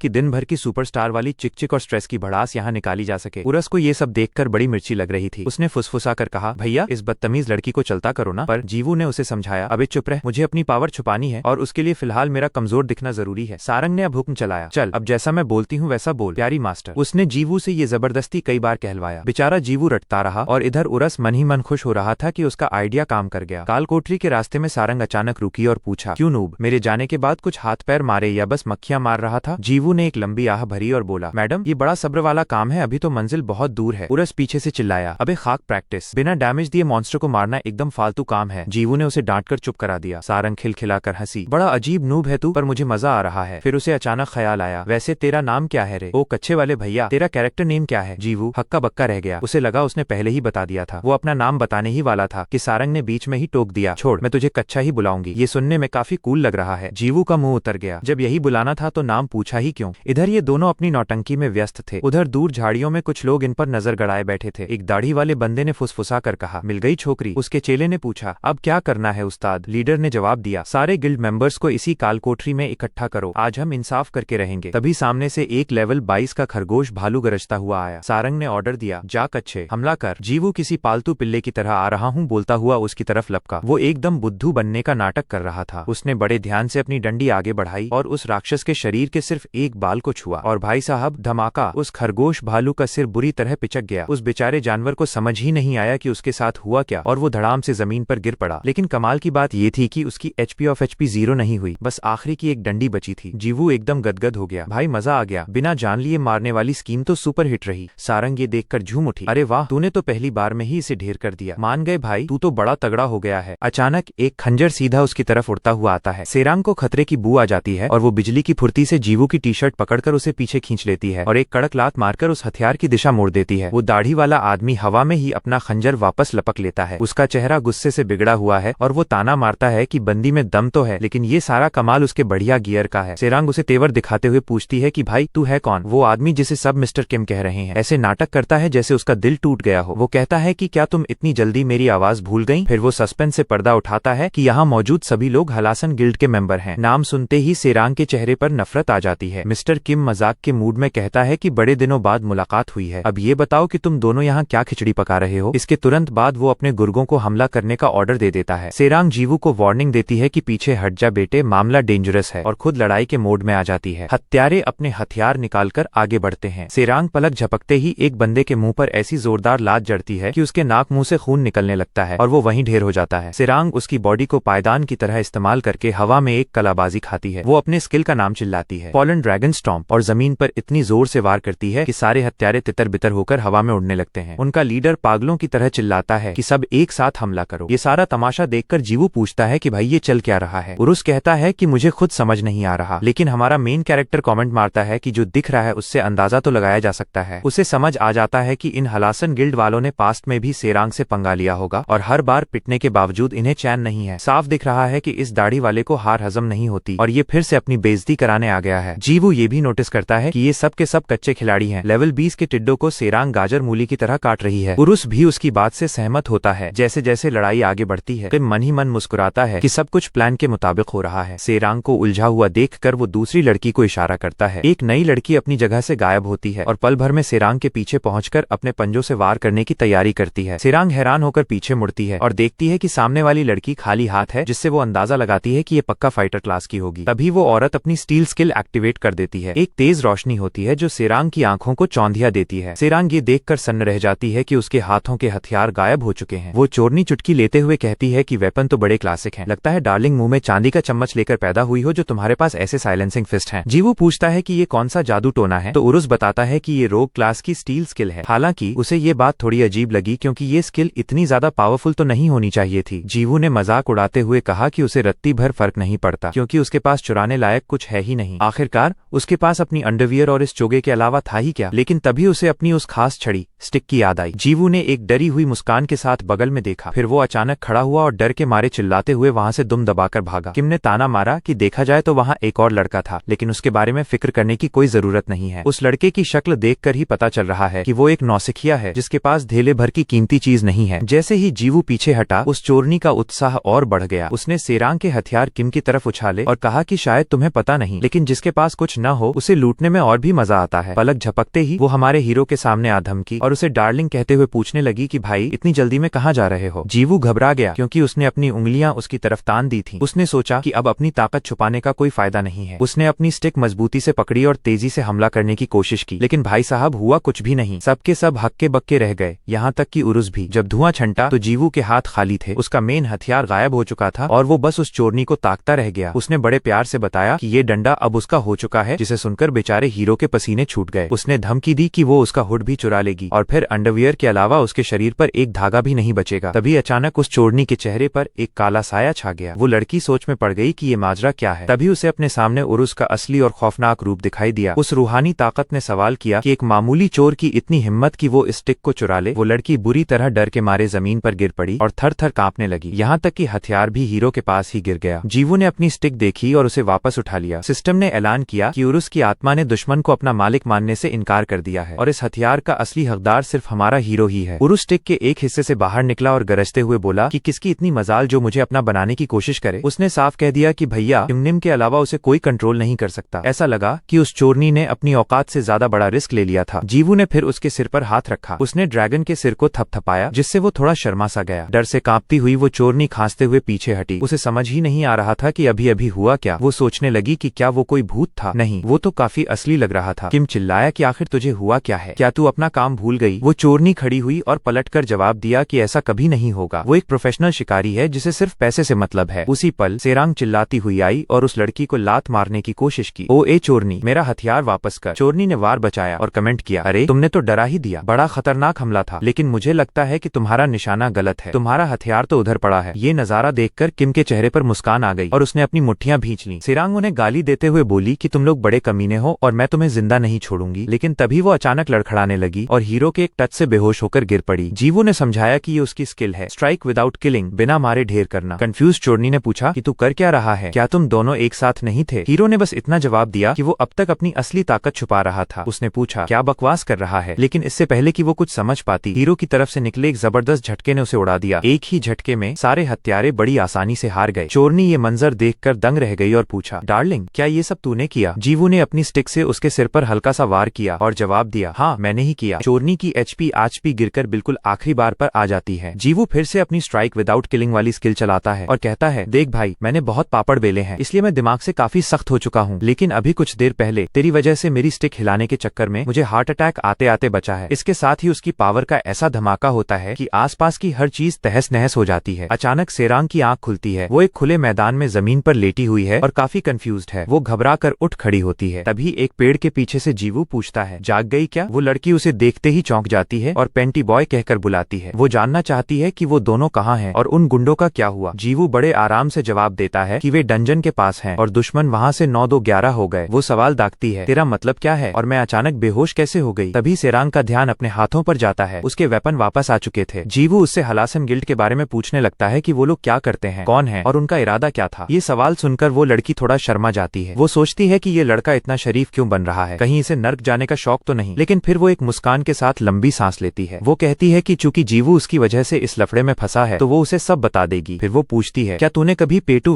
टू विन शब्द सुना है? जीवू ने मासूमियत से पूछा कि ये क्या बला है। पुरुष ने ज्ञान झाड़ते हुए बताया कि ये ऑनलाइन गेम्स में इस्तेमाल होने वाला एक टर्म है। हमारा हीरो चकरा गया कि भाई तू तो गेम का एनपीसी ऑफ एनपीसी है, तुझे ये सब कैसे पता? पुरुष ने टशन में जवाब दिया कि उसने विकिपीडिया पर चेक किया था। वो विकिपीडिया वाली किताबी भाषा में समझाना शुरू ही करता है कि सेरांग उसे बीच में टोककर आसान भाषा में समझाती है। सीधी बात यह है कि ये वो अमीर लोग होते हैं जो गेम पर करोड़ों रुपए उड़ाते हैं। जीवू पूछता है कि क्या वो हलासन गिल्ड के बारे में बात कर रही है। लड़की कंफर्म करती है कि हाँ, वो सब इसी खानदान के हैं। वो बताती है कि कुछ महीने पहले उसने एक ऑक्शन नीलामी में ये हथियार गलती से खरीद लिए थे। तब से हलासन गिल्ड वाले इन्हें छीनने के लिए उसके पीछे हाथ धोकर पड़े हैं। वैसे तो वो सब बुढ़े ठग हैं और उनकी स्किल एकदम घटिया है, इसलिए हर बार मैं ही उन्हें धोती हूँ। खैर, ये बता कि तुझे ये वापस कैसे मिले, क्या तूने उनसे छीने? जीवू झूठ बोल देता है कि वो लोग बस हथियार वहीं छोड़कर चले गए, शायद भूल गए होंगे। लड़की कहती है कि उसे नहीं पता क्या हुआ, पर उसे यकीन है कि वो फिर आएंगे क्योंकि उस पागल बुढ़े की सनक कोई मजाक नहीं है। जीवू को ये बात थोड़ी अजीब लगती है। वो पूछता है कि आखिर वो लोग इस हथियार के पीछे इतने हाथ धोकर क्यों पड़े हैं। सेरांग ने पलटकर ऐसे पूछा जैसे ये तो सबको पता होना चाहिए। अरे भाई, सीधा सा हिसाब है, ये मुक्के 10 मिलियन गोल्ड के हैं। हमारा हीरो तपाक से बोला, यही तो पंगा है, इसी वजह से तो ये सब अजीब लग रहा है। ये बुढ़े अरबों रुपए उड़ाते हैं और एक 10 मिलियन गोल्ड वाले वेपन के पीछे हाथ धोकर पड़े हैं। दाल में कुछ काला नहीं, पूरी दाल ही काली है। बाद में हलासन गिल्ड के अड्डे पर सीन शिफ्ट होता है। टिम के खून के छींटे पूरे कमरे में फैल जाते हैं और वो बुरी तरह जख्मी होकर अपने लीडर के पैरों में गिरता है। किम गिड़गिड़ाते हुए माफी मांगता है और एक और मौके की भीख मांगता है, लेकिन उसका लीडर उसे चुप रहने को कहता है और सबको 2 कौड़ी का घोषित कर देता है। वो कहता है कि अब उसके पास फालतू टाइम नहीं है और वो ये मिशन 4 हेवनली किंग्स 4 स्वर्ग के राजाओं को सौंप देगा। किम ने तिरछी निगाहों से बगल में देखा। 3 लोग टशन में चलकर आए और लीडर के सामने खड़े हो गए। सेकंड किंग ने ताना मारा कि इस 100 मिलियन गोल्ड वाले कंगले का हमारे साथ एक ही डिवीजन में होना कोई तुक नहीं बनता। तभी थर्ड किंग बीच में बोला कि हमने तो पहले ही कहा था कि इस छोटे किम को लात मारकर बाहर निकालो, पर क्या करें, हमारे महान हायोंगनिम का दिल जरूरत से ज्यादा ही नरम है। फर्स्ट किंग चुपचाप खड़ा रहा जैसे उसे किसी से मतलब ही ना हो। फिर सेकंड किंग किम के पास घुटनों के बल बैठा और बोला कि एक भाड़े की गुंडी मर्सेनरी को काम पर रखना तेरी सबसे घटिया चाल थी और इसीलिए तू पिट कर आया है। तभी फर्स्ट किंग ने मामला अपने हाथ में लेते हुए कहा कि अब ये सब मुझ पर छोड़ दो। उसने स्टाइल में अपने बालों में हाथ फेरा और बताया कि वो साइलेंसिंग फिस्ट जो भी है उसका असर 12 घंटे में शुरू हो जाएगा। ये सुनते ही उनके लीडर को जैसे दौरा पड़ गया और वो पागलों की तरह हंसने लगा। उसने बड़े गर्व से कहा कि 12 बिलियन की नेटवर्थ के साथ लॉर्ड किंग कहलाने का मजा ही कुछ और है। फिर उसने अपने चेलों को हुक्म दिया कि अब दुनिया को हलासन गिल्ड का खौफ दिखाओ। खून की होली शुरू होने वाली थी, लेकिन तभी अचानक जीवू उनके बेस के अंदर प्रकट हो जाता है। वो शांति से अपनी नाक खुजला रहा होता है और वहाँ खड़ा हर शख्स उसे ऐसे देख रहा है जैसे कोई एलियन आ गया हो। जीवू ने चुप्पी तोड़ी और मजाक उड़ाते हुए बोला, वाह, बच्चों की टोली खून की होली की बातें कर रही है। उसने सरेआम उन चारों किंग्स की बेइज्जती कर दी। चिढ़े हुए किंग ने पूछा कि तू है कौन और कहाँ से टपका है। जीवू ने बड़े ही स्वैग के साथ कहा कि खुद ही अंदाजा लगा लो और उनकी परवाह किए बिना बड़े आराम से अपनी नाक सिकोड़ने लगा। उसने मन ही मन सोचा कि अगर ये लोग सेरांग को ऐसे ही तंग करते रहे तो अपनी शक्तियों को छुपाना और कमजोर होने का नाटक करना अब उसके बस की बात नहीं है। इसके बाद वो फिर से ठाके मारकर हंसने लगा और उनके हेवनली किंग्स वाले भारी भरकम टाइटल्स का मजाक उड़ाते हुए ऐलान किया कि अब वो बिना किसी देरी के इस पूरे ड्रामे को यहीं खत्म कर देगा। किंग ने गुस्से में लंबी सांस ली और उसे पागल कुत्ता कहते हुए अपने गुर्गों को हुक्म दिया कि इसका काम तमाम कर दो। सारे बंदे अपनी बेस्ट स्किल्स और खतरनाक स्पीड के साथ उसकी तरफ लपके, लेकिन जीवू के चेहरे पर तो एक बेशर्म मुस्कान खिली हुई थी। उसने बस अपनी उस मामूली सी छड़ी को एक बार हवा में घुमाया और पावर का ऐसा ब्लास्ट हुआ कि हमला करने आए सभी शिकार हवा में धुएं की तरह उड़ गए। बेचारे एक सूखी टहनी से पिटकर ढेर हो गए। इसी बीच घर के बाहर एक लड़की मजे में गाना गुनगुनाती हुई चली आ रही थी। अंदर लड़ाई में पहले हेवनली किंग ने जीवू पर हमला करने की कोशिश की, लेकिन जीवू ने अपनी छड़ी के एक ही झटके से उसकी ऐसी सुताई की कि उसके मुंह से खून के फवारे छूट पड़े। तभी अचानक एक जोरदार धमाका हुआ और पूरा घर 2 टुकड़ों में बट गया। बाहर खड़ी वो लड़की जिसे सब गॉडेस ऑफ लाइफ, जीवन की देवी कहते हैं, एक पल के लिए तो चौंक गई, लेकिन फिर उसके चेहरे पर मुस्कान आ गई क्योंकि वो तुरंत समझ गई थी कि ये गदर किसने काटा है। दूसरी तरफ उनका लीडर लॉर्ड किंग पागलों की तरह चिल्लाया कि हलासन गिल्ड के जितने भी लोग जिंदा बचे हैं सब एक साथ टूट पड़ो। इस नई मुसीबत को देखकर देखकर जीवू ने बस एक ठंडी सांस भरी और अपनी छड़ी को कसकर पकड़ लिया। उसने टशन में कहा कि अगर तुम्हें मेरी जान लेनी है तो कम से कम 30 लाख लोगों को साथ लेकर आना। इसके बाद उसने अपनी स्टिक ऐसे घुमाई कि एक हत्यारे के मुंह पर सीधा प्रहार हुआ और ऐसा धमाका हुआ जो सीधा आसमान की तरफ फटा। जीवू अपनी उसी टहनी को दाईं ओर घुमाता गया और उस एरिया में खड़े हर एक बंदे की चटनी बना दी। किंग ये सारा मंजर देखकर एकदम सुन्न पड़ गया। उसकी रूह कांप गई थी। तभी गिरते पड़ते किम ने अपने ह्यूंगनिम को आवाज दी और चेतावनी दी कि भाई यहाँ से दुम दबाकर भाग लो वरना आज हमारा नामो निशान मिट जाएगा। हालांकि किंग को लगा कि किम शायद मामले की गंभीरता को समझ नहीं पा रहा है। उसे लग रहा था कि खुद को और अपने खास गुर्गों को छोड़कर उसके गिल्ड के बाकी सब लोग पे टू विन वाले योद्धा हैं। यहाँ तक कि सबसे नए और कमजोर भर्ती हुए बंदे ने भी गेम पर कम से कम 10 मिलियन खर्च किए थे और बड़े से बड़े टॉप 5 गिल्ड भी उन्हें हल्के में नहीं लेते थे। लेकिन ये लड़का आखिर है कौन और ये सब कर कैसे रहा है? तभी किंग के दिमाग की बत्ती जली। उसे एहसास हुआ कि उनके पास बचने का कोई मौका नहीं है। उसे याद आया कि शायद ये वही बंदा है जिसके चर्चे हर तरफ हैं, जिसने अकेले सबको धूल चटा दी थी। दहशत में जीवू को ताकते हुए उसका मुंह खुला का खुला रह गया क्योंकि उसे अब उस अंडरवियर वाले डंडेबाज की याद आ गई। उसने पहली बार गेम खेलना तब शुरू किया था जब वो दूसरी क्लास में था। उस जमाने में गेम्स आज की तरह चकाचौंध वाले नहीं होते थे और लेवल अप करना कोई बच्चों का खेल नहीं था क्योंकि न तो कोई खास क्वेस्ट होते थे और न ही रेड्स। लेकिन फिर भी 9 साल के नन्हे वांग के लिए वो मजा ही कुछ और था। रात में छुप छुप कर गेम खेलने की वजह से मम्मी पापा से खूब डांट पड़ती थी और अपने दोस्तों के साथ लेवल बढ़ाने वाली वो यादें आज भी उसके दिल के करीब हैं। लेकिन जैसे जैसे साल बीते वो बड़ा हुआ और जिम्मेदारियों के बोझ तले दब गया। उसकी जिंदगी इतनी भागदौड़ भरी हो गई कि बीते दिनों को याद करने का वक्त ही नहीं बचा। अचानक उसे होश आया कि भाई वो तो अब 40 का हो चुका है और दुनिया उसे सीईओ वांग के नाम से जानती है। वो एक चमचमाते कमरे में अपने कंप्यूटर के सामने बैठा है। तभी उसका एक चेला अंदर आता है और उसे ह्यूंगनिम कहकर बुलाते हुए कहता है कि उसने वो पुराना मॉनिटर ढूंढ लिया है जो उन्होंने मांगा था। वांग खुद को एक खास तोहफा देना चाहता था, बीते दौर का एक छोटा सा टुकड़ा, क्योंकि उसने अपनी जिंदगी में किसी और से ज्यादा मेहनत की थी। चेले ने हैरानी से पूछा कि क्या सच में आपको इस पुराने डब्बे जैसे कंप्यूटर की जरूरत है? आखिर ऑनलाइन गेम तो नए कंप्यूटर पर भी चल सकता है। वांग ने टशन में जवाब दिया, अबे ये सब वाइब के लिए है। उसका दिल ऐसे धड़क रहा था जैसे वो टाइम मशीन में बैठकर पीछे चला गया हो। उसे ऐसा महसूस हो रहा था जैसे वो अपने पहले प्यार से दोबारा मिल रहा हो। लेकिन तभी हकीकत का झटका लगा और उसने दांत पीस लिए। उसे समझ आया कि वक्त की मार ने सिर्फ उसे ही नहीं बदला था। सीन बदलता है, वो अपने डंडे से एक और आदमी की सुताई करता है और उसे जमीन चाटने पर मजबूर कर देता है। जीवू एक जोरदार मुक्का जड़ता है। पूरे इलाके में ऐसा जबरदस्त कंपन होता है कि राजा किंग वहीं जम जाता है और सामने का नजारा देखकर थर थर कांपने लगता है। जीवू कहता है कि बस अब खेल खत्म होने वाला है, बस तुम 2 ही बचे हो। जैसे जैसे हमारा हीरो पास आता है किंग की सिट्टी पिट्टी गुम हो जाती है। पे टू विन, पैसे खिलाकर जीतने वाले खिलाड़ियों का बुरा वक्त आ चुका था। जीवू तंज कसता है कि तुम लोगों को दूसरे खिलाड़ियों का गियर चुराने की जरूरत ही क्या है? तुम जैसे रईस खानदान के लोगों को तो शोभा नहीं देता, इसलिए अब इस बुढ़े की कुटाई का वक्त आ गया है। किंग को याद आता है कि कैसे वो अपने कंप्यूटर पर बैठकर खटाखट टाइप करता था जब तक कि उसके 12 बिलियन वॉन की पेमेंट कंफर्म नहीं हो गई। वांग फिर से वही बात दोहराता है कि वक्त की उथल पुथल ने सब कुछ बदल दिया है। अब किसी को मेहनत करने की जरूरत नहीं है, बस कुछ क्लिक करो, थोड़े पैसे बहाओ और तुम जितने चाहो उतने ताकतवर बन जाओ। और इसी दौलत की ताकत से उन खिलाड़ियों का जीना हराम हो जाता है जो कम पैसे खर्च करते हैं। आज के ऑनलाइन गेम्स का यही कड़वा सच है, पैसे फेंको और तमाशा देखो। वांग अपनी कुर्सी से खड़ा होता है। उसने एक के बाद एक कई गेम्स आजमाए लेकिन सब के सब एक जैसे निकले और आखिरकार उसने सबसे सुपरहिट गेम क्रोनो लाइफ खेलना शुरू किया, जहां वो किसी भी कीमत पर उस चीज को ढूंढना चाहता था जिसे वो कब का भूल चुका था, वो एहसास जो बचपन में हुआ करता था। तभी जीवू का डंडा हवा में लहराता हुआ आता है और सीधा उसके सिर पर बजता है। जीवू अपनी वही स्ट्राइक विदाउट किलिंग वाली स्किल पेल देता है। वांग के मुंह से खून की पिचकारी निकलती है और वो हार मानकर जमीन पर ढेर हो जाता है। किम अपने ह्यूंगनिम को पुकारने की कोशिश करता है लेकिन तब तक देर हो चुकी थी। जीवू बड़े टशन में ऐलान करता है कि आज से हलासन गिल्ड का किस्सा खत्म। वो चेतावनी देता है कि अब बहुत हो गया, आइंदा से कैप्टन अमोरा को परेशान करने की हिम्मत मत करना। उसने साफ कह दिया, अब हमारी दोबारा मुलाकात कभी नहीं होगी। और इतना कहकर वो वहाँ से कट लिया। वांग जमीन से उठने की नाकाम कोशिश करता है और खुद से सवाल करता है कि क्या ये वाकई वही लड़का है, वही जिसने कुछ समय पहले 5 बड़े गिल्ड्स को धूल चटाई थी और वर्ल्ड गिल्ड के 30 लाख मेंबर्स का कचरा कर दिया था। जीवू बिना एक शब्द बोले पीछे मुड़कर देखता है। वांग ये देखकर पागलों की तरह हंसने लगता है और पूछता है कि भाई तूने इस ताकत को पाने के लिए आखिर कितने अरबों रुपए फूके हैं? उसने ताना मारा कि जल्दी ही तुझे भी एहसास होगा कि तेरी ये सारी मेहनत उस चीज के लिए है जिसका वजूद ही नहीं है। दूर खड़ा किम अपने बॉस को पागलों जैसी बातें करते देख रहा था। जीवू ने पलटकर जवाब दिया, मुझे नहीं पता तू क्या बकवास कर रहा है, लेकिन हाँ मैंने भी एक मोटी रकम खर्च की है। वांग को लगा कि शायद उसने दसियों या सैकड़ों अरब वॉन खर्च किए होंगे, लेकिन हमारे हीरो ने बड़े ठंडे दिमाग से जवाब दिया, मैंने इस गेम पर पूरे 55,000 वॉन तकरीबन 3,500 रुपए खर्च किए हैं। ये सुनते ही वांग के तो जैसे तोते उड़ गए, उसकी बोलती बंद हो गई। हीरो अपना स्वैग दिखाते हुए वहाँ से आगे बढ़ गया। वांग के चेहरे पर एक अजीब सी मुस्कान फैल गई और वो बार बार वही रकम दोहराने लगा, 55,000 वॉन। उसे अचानक अपना बचपन याद आ गया जब वो रैग्नारोक खेला करता था। वो खुशी से झूम उठा और पागलों की तरह हंसने लगा, जिससे किम का दिमाग और चकरा गया। वांग ने पूछा कि रैग्नारोक के बाद हमने कितने गेम्स बदले। किम ने अंदाजा लगाया कि शायद 8। बॉस हंसते हंसते लोटपोट हो रहा था और कहने लगा कि गेम हो तो ऐसा, बड़ा मजा आया। क्रोनो लाइफ वाकई में भगवान का बनाया हुआ करिश्मा है। तभी गॉडेस ऑफ लाइफ, जीवन की देवी वहाँ प्रकट होती है और माहौल जमा देती है। नमस्ते हलासन गिल्ड के निठल्लो, कितनी सुहानी रात है ना। उसने चारों तरफ नजर घुमाई और तंज कसा। बड़े दिनों बाद यहाँ आई हूँ, लेकिन तुम्हारे गिल्ड के अड्डे की हालत तो बड़ी खस्ता है। फिर वो मुड़ी और कड़क आवाज में पूछा, और उस चीज का क्या हुआ? क्या तुम लोगों ने उसे तैयार रखा है?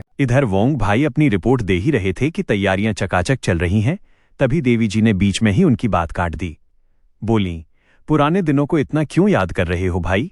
बंदे ने भी कह दिया कि मेरा दिमाग ठिकाने पर है, और वैसे भी हमारा साथ यहीं तक का था। अब अपनी लाइफ की गॉडेस थोड़ी देर को तो हैरान हुई, फिर उनके चेहरे पर ऐसी मुस्कान आई जिसे देखकर किसी को भी पसीना आ जाए। उन्होंने बस हल्के से अपना डंडा हवा में घुमाया और वहां खड़े किम की तो सिट्टी पिट्टी गुम हो गई। वोंग भाई के 2 टुकड़े होकर जमीन पर ऐसे गिरे जैसे किसी ने सेब काट दिया हो। उनके चमचे बेचारे चिल्लाते रह गए, लेकिन मैडम बड़े प्यार से टहलते हुए आगे बढ़ीं।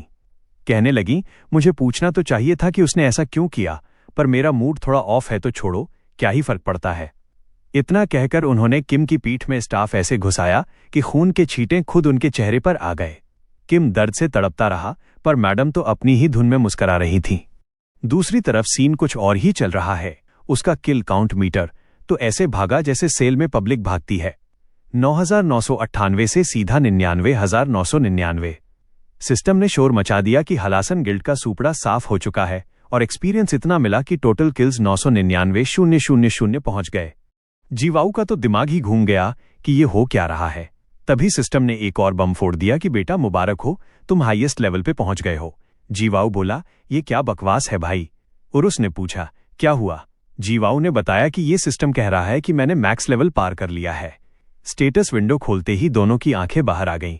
क्लास अभी भी नौसिखिया वाली है, पर लेवल 999 है और 5000 पॉइंट्स ऐसे ही फालतू पड़े हैं। अब बात समझो, क्रोनो लाइफ दुनिया का सबसे तगड़ा गेम है जहां लेवल 999 पहुंचना नामुमकिन माना जाता है। खुद साक्षात ली सांगयुक यानी हमारे फेकर भाई ने एक इंटरव्यू में कहा था कि भाई ये अभी तो पॉसिबल ही नहीं है। दुनिया भर के नल्ले बेरोजगार खिलाड़ी दिन रात एक कर दें तब भी लेवल 999 तक नहीं पहुंच सकते। फेकर का कहना था कि अगर दुनिया के सारे टॉप खिलाड़ी 24 घंटे सिर्फ मॉन्स्टर ही मारते रहें तब भी शायद कई दशक लग जाएं। जीवाऊ वहां अपनी किस्मत पर माथा पीट रहा है कि ये क्या हो गया, और इधर उरुस भाई अलग ही खुशी में नाच रहे हैं कि उनका दोस्त दुनिया का पहला लेवल मास्टर बन गया है। इधर अपने उरुस भाई की छाती गर्व से चौड़ी हो गई। आखिर उनके ह्युंगनिम ने कारनामा ही ऐसा किया था। जीवाऊ को याद आया कि कुछ ही देर पहले तो वो बेचारा लेवल 7 पर था, पर फिर उसने जो तबाही मचाई उसका नतीजा तो यही होना था। जिस दिन उसने हाथ में डंडा उठाया था उसी दिन 800,000 खिलाड़ियों की राम नाम सत्य हो गई थी। ऊपर से रास्ते में आने वाले अनगिनत मॉन्स्टर्स और काल कोठरियों का तो उसने कचरा ही कर दिया था। क्रोनोलाइफ के सबसे खतरनाक बॉस उरुस, उसकी सेना और वर्ल्ड गिल्ड अलायंस के 30 लाख मेंबर्स का जो उसने कत्लेआम किया, उस एक्सपीरियंस ने इसे सीधा आसमान पर पहुंचा दिया। और हाँ, पूरी की पूरी दुनिया तबाह करना भी इसमें शामिल था। इस तरह पैदा हुआ दुनिया का पहला लेवल मास्टर। अचानक जीवाऊ के पैरों के नीचे ऐसी लाइट चमकी कि सबकी आंखें चौंधिया गईं। सिस्टम ने ऐलान कर दिया कि बेटा तुम हद पार कर चुके हो, अब तुम्हें इस दुनिया से उठाकर ट्रांसेंडेंटल स्पेस में फेंका जा रहा है। शहर के दूसरे कोने में सारांग मैडम जमीन पर लेटी आसमान ताक रही थीं। बोरियत के मारे उनका बुरा हाल था। बड़बड़ाते हुए उठीं कि वो अंडरवियर वाला नमूना गया कहाँ। उसने कहा था थोड़ा इंतजार करो, पर यहां तो सूरज ढल गया। फिर उन्हें याद आया कि उसने हलासन गिल्ड के बारे में सब कुछ पता करने को कहा था। एक लंबी आह भरते हुए वो फिर से लेट गईं और चिल्लाईं, भाड़ में जाए सब, ये शरीफ मालकिन 1 घंटा और इंतजार कर लेगी। उधर अंतरिक्ष में तैरते एक अजीब से मंदिर के बीचों बीच जीवाऊ प्रकट हुआ। वो बेचारा सिर खुजला रहा है कि आखिर ये उसे बार बार किडनैप करके कहीं भी क्यों पटक देते हैं। कभी भगवान से मिलवाते हैं तो कभी डियागबाई से। तभी एक गूंजती हुई भारी आवाज आई, स्वागत है इंसानी बच्चे, सोचा नहीं था इतनी जल्दी मिलेंगे। आवाज ऐसी थी कि पूरा इलाका थरथरा गया। उस बंदे ने अपना इंट्रोडक्शन दिया, गाइड ऑफ ट्रांसेंडेंस यानी क्लास का देवता। उसने जीवाऊ की खूब मक्खनबाजी की कि एक नौसिखिया होकर तुमने लेवल मास्टर बनकर जो मेहनत की है वो काबिले तारीफ है। उरुस को यकीन नहीं हुआ। उसने पूछा, भाई तू अपनी क्लास बदलना भूल गया था क्या? जीवाऊ ने कहा, अरे नहीं, मैं तो बस एक वकील बनना चाहता था। बस फिर क्या था, सारी शर्तें पूरी हो गईं और उसकी सीक्रेट क्लास में एंट्री शुरू हो गई। एक तेज रोशनी जीवाऊ के शरीर से टकराई और उसके सामने कई गोले नाचने लगे। एक गोला तलवार की शक्ल लेकर सीधा उसके अंदर घुस गया, सॉइल ऑफ द स्वॉर्ड। इसके बाद तो लाइन लग गई। ढाल, धनुष, छड़ी, भाला, मुक्के वाले दस्ताने, एक एक करके सारे हथियारों की आत्माएं उसके शरीर में समा गईं। सिस्टम ने ठप्पा लगा दिया कि क्लास चेंज पूरा हुआ। अब हमारा हीरो बन चुका था मास्टर क्लास नोविस, और बोनस के तौर पर उसे एक ऐसी पावर मिली कि सुनने वाले के होश उड़ जाएं। उसके जितने भी पुराने पॉइंट्स थे वो सब वापस ले लिए गए और उन्हें 3 गुना करके लौटाया गया।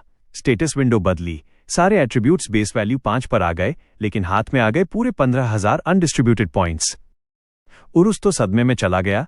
14,985 पॉइंट्स, ये क्या जादू टोना है? जीवाऊ ने मजे लेते हुए पूछा। क्या तू सीक्रेट क्लास से ज्यादा इन पॉइंट्स को देखकर हैरान है? उरुस चिल्लाया। और नहीं तो क्या, नॉर्मली लेवल अप पर 5 पॉइंट मिलते हैं, तुझे 15,000 मिल गए। अगर दुनिया में कोई और मैक्स लेवल पर पहुंच भी जाए तब भी तेरे पॉइंट्स उससे 3 गुना ज्यादा रहेंगे। तू तो चीट कोड बन गया है भाई। ये तो भाई एकदम ही अति हो गई। गेमिंग कम्युनिटी के इतिहास में इसे सबसे बड़ा कांड माना जाएगा।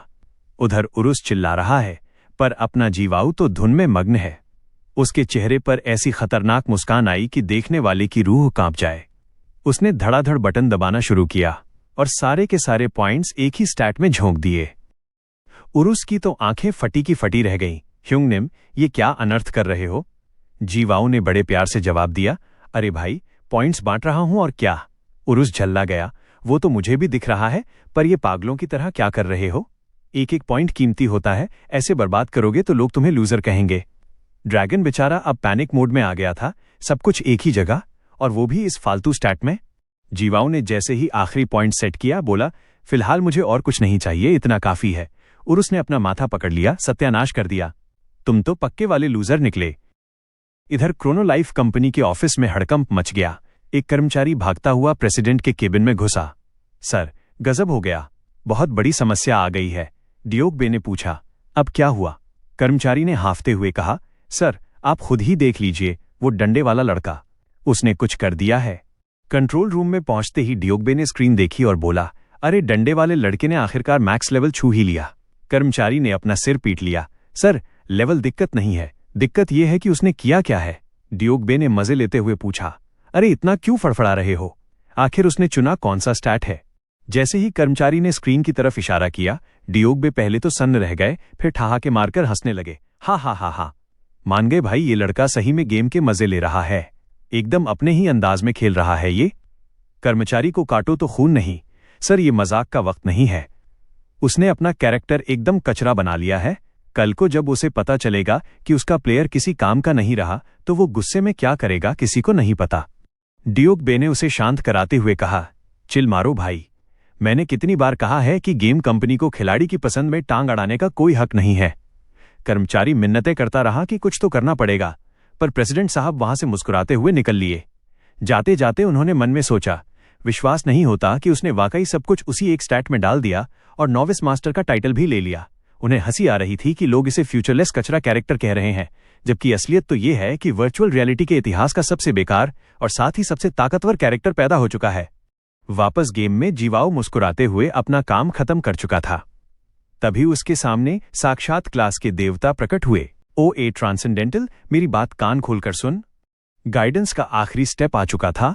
देवता ने बड़े स्टाइल में कहा कि अब तुझे एक बड़ा फैसला लेना है। मेरे पास जितने भी ये जादुई हथियार हैं, उनमें से किसी भी एक को चुनने का हक मैं तुझे देता हूं। जीवाऊ तो मन ही मन लड्डू फोड़ने लगा। भाई, क्या किस्मत है, फ्री की चीज के लिए तो मैं कभी मना नहीं करता। उसने कुछ सेकंड उन चमकते हथियारों को देखा, सब एक से बढ़कर एक लग रहे थे। फिर उसने बड़े स्वैग में अपना हाथ आगे बढ़ाया और बोला, एक काम कर, ये सारे के सारे मुझे दे दे। देवता को तो पहले यकीन ही नहीं हुआ कि इस बंदे ने क्या बोला। फिर उसने अपनी भारी आवाज में डराते हुए कहा, इंसानी बच्चे, तेरी ये मांग पूरी नहीं हो सकती। ज्यादा लालच विनाश का कारण बनता है, इसलिए तमीज से कोई एक चुन ले। जीवाऊ ने बीच में ही उसे टोक दिया, देख भाई, सीधे सीधे सब दे रहा है या पहले कुटाई खाएगा फिर देगा। ये सुनकर वहां मौजूद हर किसी के तोते उड़ गए। कंट्रोल रूम में बैठे डियोग बे के मुंह से सिगार छूट गया। वो भी सन्न रह गया। ये लड़का तो पूरा पागल है भाई, सीधा भगवान से पंगा ले लिया। क्लास का देवता पहले तो चुप रहा, पर तभी सिस्टम का नोटिफिकेशन आया, सावधान, देवता को भयंकर मिर्ची लगी है और वो गुस्से से लाल हो चुका है। अब दोस्ती यारी खत्म, दोनों एक दूसरे के जानी दुश्मन बन चुके थे। देवता ने लड़ने के लिए पोजीशन ले ली। जीवाऊ ने भी अपना डंडा कस के पकड़ा और बोला, चल ठीक है, तू लातों का भूत है, बातों से नहीं मानेगा। तभी देवता ने एक ढाल उसकी तरफ पूरी ताकत से फेंकी। जीवाऊ ने डंडे से बचने की कोशिश तो की, पर प्रहार इतना जोरदार था कि वो सीधा जमीन में जा धंसा। उरुस तो रोने लगा। ह्युंगनिम, ये क्या हो गया? देवता भी बड़े अफसोस के साथ बोला, सोचा नहीं था कि अपने ही हाथों से एक टैलेंटेड खिलाड़ी की जान लेनी पड़ेगी, बड़ा दुख हुआ। अभी उसने अपनी बात पूरी ही की थी कि तभी जीवाऊ के डंडे से निकली एक एनर्जी बीम ने देवता का आधा चेहरा ही पिघला दिया। गड्ढे से बाहर निकलते हुए जीवाऊ बोला, भाई लगा तो जोर से, आखिर भगवान जो ठहरा। हैरानी की बात यह थी कि उसकी हेल्थ बार बस नाम मात्र के लिए कम हुई थी। क्यों? क्योंकि इस महापुरुष ने अपने सारे 15,000 पॉइंट्स कॉन्स्टिट्यूशन में डाल दिए थे। ये वो स्टैट है जो आपकी एचपी, रिकवरी और बीमारियों से लड़ने की ताकत को 7वें आसमान पर पहुंचा देता है। उरुस ये सब देखकर अपना सिर पीट रहा था। ह्युंगनिम, आपने बहुत बड़ी गलती कर दी। आपका कैरेक्टर तो अब एकदम कचरा बन चुका है। जीवाऊ ने पूछा, क्यों भाई, ऐसा क्या हो गया? उरुस ने समझाया, अरे क्रोनोलाइफ में कोई भी हथियार उठाने के लिए कम से कम थोड़ी स्ट्रेंथ तो चाहिए होती है। आपने सब कुछ हेल्थ में डाल दिया, तो अब आप इस सूखी लकड़ी डंडे के अलावा और कुछ नहीं उठा पाओगे। जीवाऊ बड़े आराम से बोला, मेरे लिए तो यही काफी है। और ठीक उसी पल उन दोनों के बीच एक चमकती हुई सिस्टम स्क्रीन आ गई। ये एक हिडन स्किल थी जिसकी सारी अजीबोगरीब शर्तें अभी अभी पूरी हुई थीं। ये क्या बवाल है? उरुस की तो आंखें फटी की फटी रह गईं। असल में हीलिंग फैक्टर नाम की स्किल ने जितना भी डैमेज पड़ा था उसे तुरंत हीलिंग में बदल दिया और भाई की एचपी बार ऐसे फुल हुई जैसे सैलरी आते ही बैंक बैलेंस चमक जाता है। घटिया कैरेक्टर है ना? जीवू ने मजे लेते हुए ताना मारा और उधर उरुस अभी भी सदमे में था। दूसरी तरफ गॉड ऑफ क्लासेस दर्द से कराह रहा था। उसका चेहरा पिचक कर कद्दू जैसा हो गया था। तुच्छ इंसान, तेरी इतनी हिम्मत! वो दहाड़ा और अपनी आंखों से लेजर बीम छोड़ने लगा। जीवू ने डोट्स करने की कोशिश तक नहीं की और सीधा हमला अपने सीने पर ले लिया और जमीन पर जा गिरा। उरुस यंगनिम चिल्लाते हुए उसकी तरफ भागा, पर जीवू तो वहां ठहाके मार रहा था। भाई, क्रोनोलाइफ तो सच में जहर है, उसने चिल्लाकर कहा और देखते ही देखते उसका सीना फिर से जुड़ गया। ये देखकर उरुस के मन में बस एक ही ख्याल आया, कितना घिनौना है ये बंदा। मिट जा नीच कीड़े! भगवान ने अंधाधुंध हमले शुरू कर दिए। जीवू बस चुपचाप मार खाता रहा। उसकी हेल्थ एक पल के लिए गिरती और अगले ही पल फिर से बढ़ जाती। वो गॉड पागलों की तरह वार करता रहा, पर सब बेकार था। जीवू बस हंसता रहा जैसे उसे गुदगुदी हो रही हो। उसकी एचपी ऊपर नीचे का खेल खेल रही थी। फिर उसने बोला कि अब बहुत हुआ, अब खेल खत्म करने का टाइम आ गया है। आखिर इस भगवान की बदौलत उसे काफी फायदे जो हुए थे, तो अब वक्त था कि दुश्मन अपने सारे हथियार उसे सौंप दे और खुद रफू चक्कर हो जाए। गॉड ऑफ क्लासेज ने चेतावनी दी, ऐ इंसानी बच्चे, तेरा ये लालच एक दिन तुझे ही निगल जाएगा और तू बर्बाद हो जाएगा। पर जीवू को क्या फर्क पड़ता है? उसने बस इतना कहा कि उसे रत्ती भर भी परवाह नहीं है और अपना हमला तैयार किया। उसने एक जोरदार अपवर्ड स्लैश मारा जो सीधा उस भगवान को जा लगा। सिस्टम का नोटिफिकेशन आया कि गॉड का अस्तित्व मिट चुका है। आसपास की असलियत शीशे की तरह टुकड़े टुकड़े होने लगी। सिस्टम ने बताया कि ये ट्रांसेंडेंट स्पेस अब ढहने वाला है और उसे वापस अपनी असली दुनिया में जाना होगा। वो पूरी दुनिया सिमटकर गायब हो गई। वापस क्रोनोलाइफ की साधारण दुनिया में पहाड़ी पर एक रोशनी चमकी और जीवू वापस जमीन पर आ गया। उसके चारों तरफ हथियारों की बारिश हो गई। ये सब ट्रांसेंडेंट वेपन्स थे और जीवू अब उन सबका मालिक बन चुका था। वो सब चमकने लगे और एक सब स्पेस में चले गए ताकि जब भी जीवू बुलाए वो हाजिर हो सकें। जीवू के चेहरे पर एक कमीनी सी मुस्कान आ गई। उसे लगा अब मजा आएगा। लेकिन उधर सारंग का पारा 7वें आसमान पर था। उस नल्ले की इतनी हिम्मत कि मुझे वेट कराए। वो उसे छोड़ने के मूड में बिल्कुल नहीं थी, चाहे वो कोई भी बहाना बना ले। तभी पीछे से आहट हुई। जीवू ने अपने माथे पर उंगली रखी और बड़े स्टाइल से बोला, हेलो, मैं वापस आ गया। जवाब में सीधे उसके चेहरे पर एक मुक्का पड़ा। सारंग ने उसे लात मारते हुए सुनाया, मैंने कहा था थोड़ा इंतजार करूंगी, पर यहां तो रात हो गई। जीवू ने माफी मांगते हुए कहा कि उसे लगा था वो जल्दी आ जाएगा, पर कुछ कामों ने उसे अटका दिया। सारंग दांत पीसते हुए चिल्लाई, मैं जा रही हूं। जीवू ने पूछा कहां, तो उसने चिढ़कर कहा कि वो गेम से लॉग आउट कर रही है। उसने बस हाथ हिलाकर बाय कह दिया। सारंग ने एक बार फिर दांत पीसे पर कुछ किया नहीं। उसने धमकी दी कि कल रात 7 बजे ऑफिस से छूटते ही वो गेम में लॉगिन करे और अगर फिर से लेट हुआ तो वो सच में उसकी जान ले लेगी। जीवू उसे गायब होते देखता रहा और बुदबुदाया, ये अब भी अपनी मर्जी की मालिक है। तभी उरुस ने पास आकर पूछा कि अब आगे का क्या सीन है। जीवू अपनी जगह से खड़ा हुआ और बोला कि अब वो भी निकल रहा है क्योंकि असली दुनिया में आधी रात हो चुकी है। सिस्टम ने पूछा कि क्या वो लॉग आउट करना चाहता है और जीवू ने तुरंत हाँ कर दी। बाहर आइडेंटिटी रूम में अटेंडेंट ने उसे जाते देख शुक्रिया कहा और फिर आने को बोला। हमारे हीरो ने एक लंबी जम्हाई ली और सोचा कि आज का दिन क्या मस्त रहा और क्रोनो लाइफ गेम तो सच में मजेदार है। पर उसके दिमाग में असली खुराफात तो अब शुरू हुई। उसने सोचा कि उन ट्रांसेंडेंट वेपन्स को कितने में बेचा जा सकता है। अपनी तरह के ये पहले हथियार थे तो पक्का इनकी कीमत करोड़ों में होगी। पर फिर उसे टेंशन हुई कि क्या ये हथियार बेचे जा सकते हैं। अगर इन्हें ट्रेड नहीं किया जा सका तो सारा मजा किरकिरा हो जाएगा। तभी उसकी नजर पीछे एक दुकान पर पड़ी और उसका मन गुकबाप सूप चावल खाने का हुआ। पर जैसे ही उसने अपना खाली बटुआ देखा उसने इरादा बदल दिया। वो बेचारा उदास होकर पैदल चलने लगा और सोचने लगा कि इस गरीबी से वो कितना तंग आ चुका है। गेम की मंथली फीस बढ़ती जा रही थी और उसे अपनी पार्ट टाइम नौकरी में ज्यादा शिफ्ट लगानी पड़नी थी। शहर के बीच से गुजरते हुए वो अचानक रुक गया। एक सेकंड, वो खुद से बुदबुदाया। उसे याद आया कि आइरिस ने बताया था कि इक्विपमेंट की कीमत 10 मिलियन है और पूरा 700 मिलियन वोन तक जाएगा। उसके दिमाग की बत्ती जली। क्या हो अगर वो गेम के आइटम्स बेचकर उन्हें असली पैसों में बदल ले। ये बात समझ आते ही जीवू पलटा और पागलों की तरह वापस आइडेंटिटी रूम की तरफ भागा। क्रोनो लाइफ के हर रैंकर को एक खौफनाक जगह के बारे में पता था, द वैली ऑफ अनडेड, जिसे मुर्दों की कब्रगाह कहा जाता था। ये गेम के इतिहास का सबसे ऊंचे लेवल का हंटिंग ग्राउंड था जिसे आज तक कोई फतह नहीं कर पाया था। किसी अनजान वजह से इसे सीक्रेट रखा गया था और अब जीवू वहीं खड़ा था, उरुस के इलाके में। उरुस, जो अब एक चकाचक बटलर नौकर की ड्रेस में था, उसने जीवू का स्वागत किया। पर अपना हीरो तो उसे इग्नोर मारते हुए आगे बढ़ गया और मुस्कुराते हुए बोला कि अब वो यहीं डेरा डालेगा। उरुस ने भी सिर झुकाया और कहा, ह्यूंगनिम, जितना हो सके मजे लीजिए। जीवू ने ऐलान किया कि वो बदले की आग में इतना अंधा था कि जो कीमती सामान उसने पीछे छोड़ा था उसे उठाना ही भूल गया, पर आज वो उन सबका पूरा फायदा उठाएगा। उरुस ने मन ही मन सोचा कि उसे अपने पुराने साथियों के लिए बुरा लग रहा है। तभी आसमान से एनर्जी का एक जोरदार धमाका हुआ। धुएं के बीच से उरुस की फौज निकली और जीवू को चारों तरफ से घेर लिया। जीवू बस मुस्कुराया। उसे पता था कि उसकी कंगाली के दिन अब खत्म होने वाले हैं। वो अब छप्पर फाड़ के पैसा कमाने वाला था क्योंकि वो पलक झपकते ही अमीर होने की तैयारी में था। भूतों की वो घाटी जो सबसे खतरनाक मानी जाती थी, जीवू के एक ही वार से थर्रा उठी। उरुस की सेना के 3 सबसे ताकतवर योद्धा, टर्बोट, लैपिस और ट्रीटियन, एक झटके में दुनिया से मिटा दिए गए। सिर्फ 2 हमलों में पूरी घाटी के मॉन्स्टर्स का सफाया हो गया और जमीन पर हथियारों की बरसात हो गई। बेशकीमती आइटम्स ऐसे गिरे जैसे आसमान से ओले पड़ रहे हों। उरुस ने कहा कि ये तो पल भर में खत्म हो गया और उन्होंने काफी अच्छा माल बटोर लिया है। पर जीवू ने पूछा, तुझे सच में लगता है कि ये खत्म हो गया? भाई, ये तो बस शुरुआत है। उरुस को समझ नहीं आया कि वो क्या कह रहा है। तब जीवू ने धुएं की तरफ इशारा किया और उसे देखने को कहा। वहां मॉन्स्टर्स फिर से जिंदा हो चुके थे। ये एक रिस्पॉन का खेल था जहां मरने के बाद मॉन्स्टर्स कुछ समय बाद वापस आ जाते थे। हालांकि उरुस जैसे खास ड्रैगन नहीं आते थे।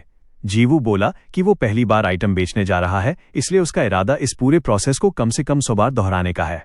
और बस फिर क्या था, घाटी में एक और जोरदार धमाका गूंज उठा। पुराने समय की बात है, हार्वर्ड यूनिवर्सिटी में एक बड़ा ही दिलचस्प लेक्चर हुआ था। लेक्चरर ने वहां बैठे लोगों से पूछा कि क्या वे दुनिया के सबसे अमीर आदमी और माइक्रोसॉफ्ट के मालिक बिल गेट्स को जानते हैं। उन्होंने समझाया कि अगर बिल गेट्स को ऑफिस जाते वक्त जमीन पर $100 का नोट गिरा हुआ दिखे तो भी वो उसे नहीं उठाएंगे। क्यों? क्योंकि भाई, ये उनके लिए घाटे का सौदा होगा। नोट झुककर उठाने में जो 2-3 सेकंड लगेंगे, उतनी देर में वो कम से कम $150 कमा लेते हैं। मतलब नोट उठाने के चक्कर में वो उल्टा $200 का नुकसान कर बैठेंगे। लेकिन अपनी वैली ऑफ घोस्ट का सीन ही कुछ अलग था। वहां तो सामान का ऐसा ढेर लगा था जैसे दिवाली की सेल लगी हो। मॉन्स्टर्स की 100 लहरों को साफ करने में कुल 1 घंटा लगा, जिसमें थोड़ा रेस्ट टाइम भी शामिल था। और भाई साहब, जमीन पर पड़े उस माल की कुल कीमत पता है कितनी थी? पूरे 15 बिलियन वोन। उस लेक्चर के हिसाब से बिल गेट्स 1 घंटे में लगभग 500 मिलियन वोन कमाते हैं। यानी साउथ कोरिया के एक मामूली से पार्ट टाइम वर्कर ने एक झटके में दुनिया के सबसे अमीर आदमी की 1 घंटे की कमाई को पीछे छोड़ दिया था। अगले दिन सियोल शहर में एक गुची स्टोर की सेल्सगर्ल जीवू को झुककर सलाम ठोक रही थी। खरीदारी के लिए शुक्रिया सर, फिर आइएगा। जीवू साहब 3 लाख से ज्यादा के कपड़े पहनकर बाहर निकले। उन्होंने नई चमचमाती कार और दुनिया भर का लग्जरी सामान भी बटोर लिया था। सड़क पर लोग उसे ऐसे देख रहे थे जैसे कोई एलियन उतर आया हो। कुछ तो कानाफूसी कर रहे थे कि भाई जिंदगी में पहली बार लैम्बोर्गिनी देख रहे हैं। जीवू ने अपना 20,000 का चश्मा उतारा और गाड़ी भगाते हुए खुद से बोला, अब वक्त है थोड़ा टशन दिखाने का। उसने एक्सीलेटर पर पैर रखा और भाई साहब, अगले ही पल गाड़ी सीधे खंभे में जा घुसी। जीवू का चेहरा सफेद पड़ गया। वो चिल्लाया, अरे मेरी 40 करोड़ की लैम्बोर्गिनी! पर टेंशन की क्या बात है। कुछ ही मिनटों बाद वो एक और नई चमचमाती कार लेकर हाजिर हो गया और टशन में बोला, जो भी हो, मैं दूसरी खरीद सकता हूं, पैसा बहुत है। दूसरी तरफ क्रोनो लाइफ की बिल्डिंग में डोग भी एक महंगा सिगार सुलगाए सिर पकड़कर बैठा था। उसने अपने कर्मचारी से रिपोर्ट जारी रखने को कहा। कर्मचारी ने बड़े मासूमियत से जवाब दिया, सर, सीधी बात यह है कि कंपनी बर्बाद हो चुकी है और अब हमें बोरिया बिस्तर समेटकर भाग लेना चाहिए। डोगबी ने झल्लाकर पूछा कि क्या उस हरामी के ट्रांजैक्शंस रोकने का कोई तरीका नहीं है? पर बंदे ने साफ कह दिया कि अब बहुत देर हो चुकी है, कुछ नहीं हो सकता। चेयरमैन अपनी किस्मत को कोस ही रहा था कि तभी उसका फोन बजा। उसने चिढ़ते हुए फोन उठाया। दूसरी तरफ जीवू था, जो मजे लेते हुए बोला, और चेयरमैन साहब, क्या हालचाल? मैं तो जरा और पैसे उड़ाने निकला हूं, आपको तो पता ही होगा ये वाली फीलिंग। जीवू ने उसे और चढ़ाते हुए कहा कि वो सोच रहा है कि आज थोड़ा पुण्य का काम कर लिया जाए। उसने बार बार एक ही रट लगा दी कि वो कुछ अच्छा काम करना चाहता है और शायद चेयरमैन साहब को भी किसी चीज की सख्त जरूरत है। डोगबी तो बौखला गया, फोन पर ही चिल्लाने लगा और सारी बर्बादी का ठीकरा उसी हरामी के सिर फोड़ दिया। जीवू ने बड़े मजे लेते हुए मासूमियत से पूछा, अरे चेयरमैन साहब, कुछ हुआ क्या? और बस इतना बोलकर फोन काट दिया। अब भाई के पास इतना पैसा था कि वो सोचने लगा कि और क्या खरीदा जाए। गाड़ी हो गई, कपड़े हो गए, ऐशो आराम सब हो गया, पर उसे लगा कि अभी भी उसकी लाइफ में वो असली धमाका यानी सबसे बड़ा हाईलाइट मिसिंग है। तभी उसके दिमाग की बत्ती जली और उसकी आंखें फटी की फटी रह गईं। वो तुरंत गाड़ी की तरफ भागा, खुद को कोसते हुए कि वो इतनी जरूरी चीज कैसे भूल सकता था। फिर सीन शिफ्ट होता है एक बेहद आलीशान और महंगी बिल्डिंग पर। जीवू वहां किसी कार्टून विलेन की तरह ठहाके मार रहा था। उसने ऐलान किया कि उसका नया पेंट हाउस एकदम टॉप क्वालिटी और सुपर लग्जरी है और उसकी इस नई जन्नत में सबका स्वागत है। आखिरकार उसे अपनी जिंदगी का वो महा हाईलाइट मिल ही गया था। पर फिर उसे याद आया कि नए घर में शिफ्ट होने के बाद सबसे पहला काम क्या करना होता है? पड़ोसियों का मुंह मीठा कराना। वो हाथ में राइस केक लेकर पड़ोसी की डोरबेल बजाता है। अंदर से एक लड़की की आवाज आई, कौन है? जीवू ने बड़े तमीज से जवाब दिया, जी मैं आपका नया पड़ोसी हूं, अभी अभी शिफ्ट हुआ हूं, ये थोड़े राइस केक लाया था शगुन के तौर पर। दूसरी तरफ से लड़की थोड़ी कंफ्यूज लगी। उसने कहा, अच्छा 1 मिनट रुकिए प्लीज।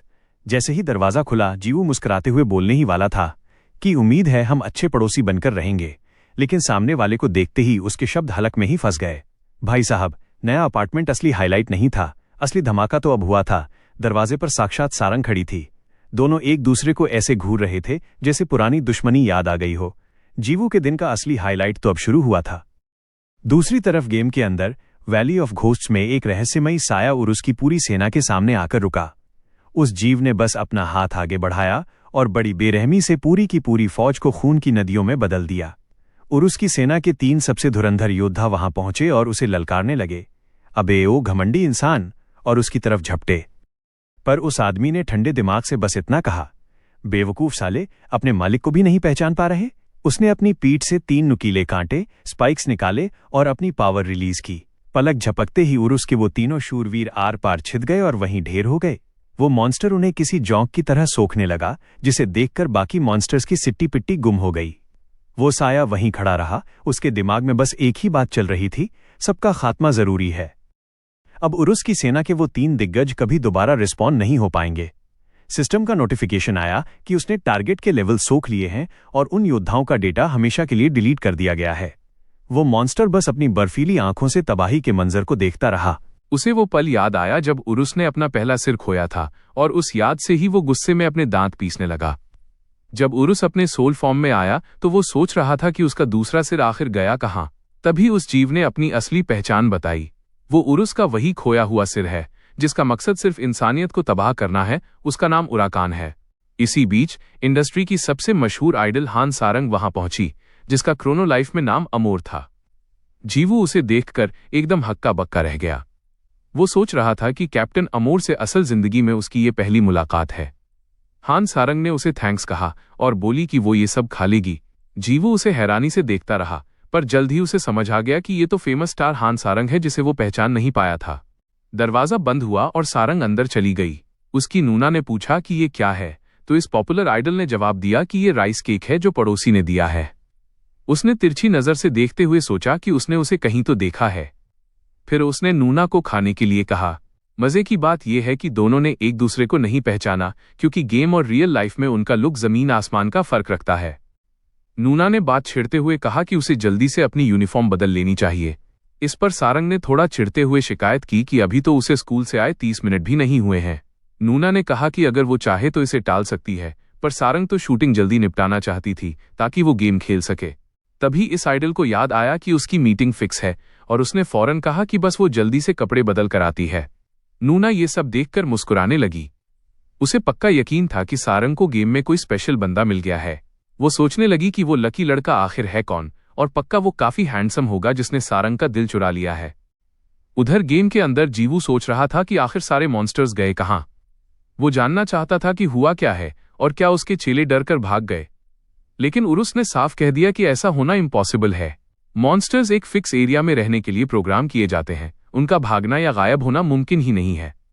वो सब तो ऐसे गायब हो गए थे जैसे उनका कोई नामो निशान ही न हो। जीवू ने दूसरी तरफ देखते हुए सोचा कि चलो कोई बात नहीं, शिकार के लिए और भी बहुत जगहें हैं। वो पैसे कमाने के लिए किसी दूसरी लोकेशन पर चला जाएगा। तभी आइरिस ने उसे याद दिलाया कि उसे उस इंसान से मिलना है। जीवू ने कंफर्म किया कि हाँ, टाइम होने ही वाला है। वैसे भी आज का शिकार तो फ्लॉप रहा, तो जल्दी निकलना ही बेहतर है।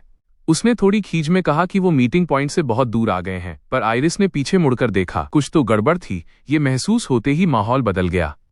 वहां एक अजीब सी लेकिन जानी पहचानी और डरावनी पावर महसूस की जा सकती थी। दूसरी तरफ पहाड़ों में लेवल 190 का जायंट स्नो सर्पेंट बॉस एलरोज उराकान की ताकत का शिकार बन रहा था। उसकी सारी पावर और लेवल्स धीरे धीरे खत्म होने लगे। ड्रैगन के मुंह में पानी आ रहा था, पर उसे पता था कि इतना काफी नहीं है। वो अब भी वहां नहीं पहुंचा था जहां वो पहुंचना चाहता था। उस इंसान को खत्म करने के लिए उसे अभी बहुत लंबा रास्ता तय करना था। तभी वहां गॉडेस ऑफ लाइफ अपने फरिश्तों जैसे पंखों के साथ प्रकट हुई। उसने हैरानी जताते हुए पूछा कि वो इतना आगे कैसे आ गया, और फिर चुटकी लेते हुए बोली कि आखिर उसके प्यारे बच्चे से यही उम्मीद थी, क्योंकि उसने खाया भी तो बहुत है। अचानक उराकान के स्पाइक्स ने उसे आर पार कर दिया। देवी हैरान रह गई। उराकान ने कहा कि ये अब भी कम है, लेकिन वो काफी टेस्टी लग रही है, और बस उसने उसे निगलना शुरू कर दिया। गॉडेस ऑफ लाइफ गिड़गिड़ाती रही कि रुको, पर देखते ही देखते वो पूरी तरह खत्म हो गई और जमीन पर ढेर हो गई। हालांकि सिस्टम ने तुरंत नोटिफिकेशन दिया कि एब्जॉर्प्शन फेल हो गया है। गॉडेस ऑफ लाइफ फिर से सामने आ गई और बोली कि वो उसे बाद में सबक सिखाएगी, क्योंकि मम्मी को इस तरह डराना अच्छी बात नहीं है। उसने मजाक में ये तक पूछ लिया कि क्या उसका प्यूबर्टी वाला फेस चल रहा है। उराकान चकरा गया कि क्या ये कोई भ्रम पैदा करने वाला जादू है, क्योंकि उसे पूरा यकीन था कि उसने उसे निगल लिया है। देवी ने कहा कि ये सब जरूरी नहीं है। ड्रैगन समझ गया कि ये कोई ऐसा खाना नहीं है जिसे वो हजम कर सके। उसने उसकी असली पहचान पूछी, क्योंकि उन दोनों की महक एक जैसी थी। गॉडेस ऑफ लाइफ ने दूर एक शहर की तरफ इशारा किया और बताया कि वहां बहुत सारा खाना है।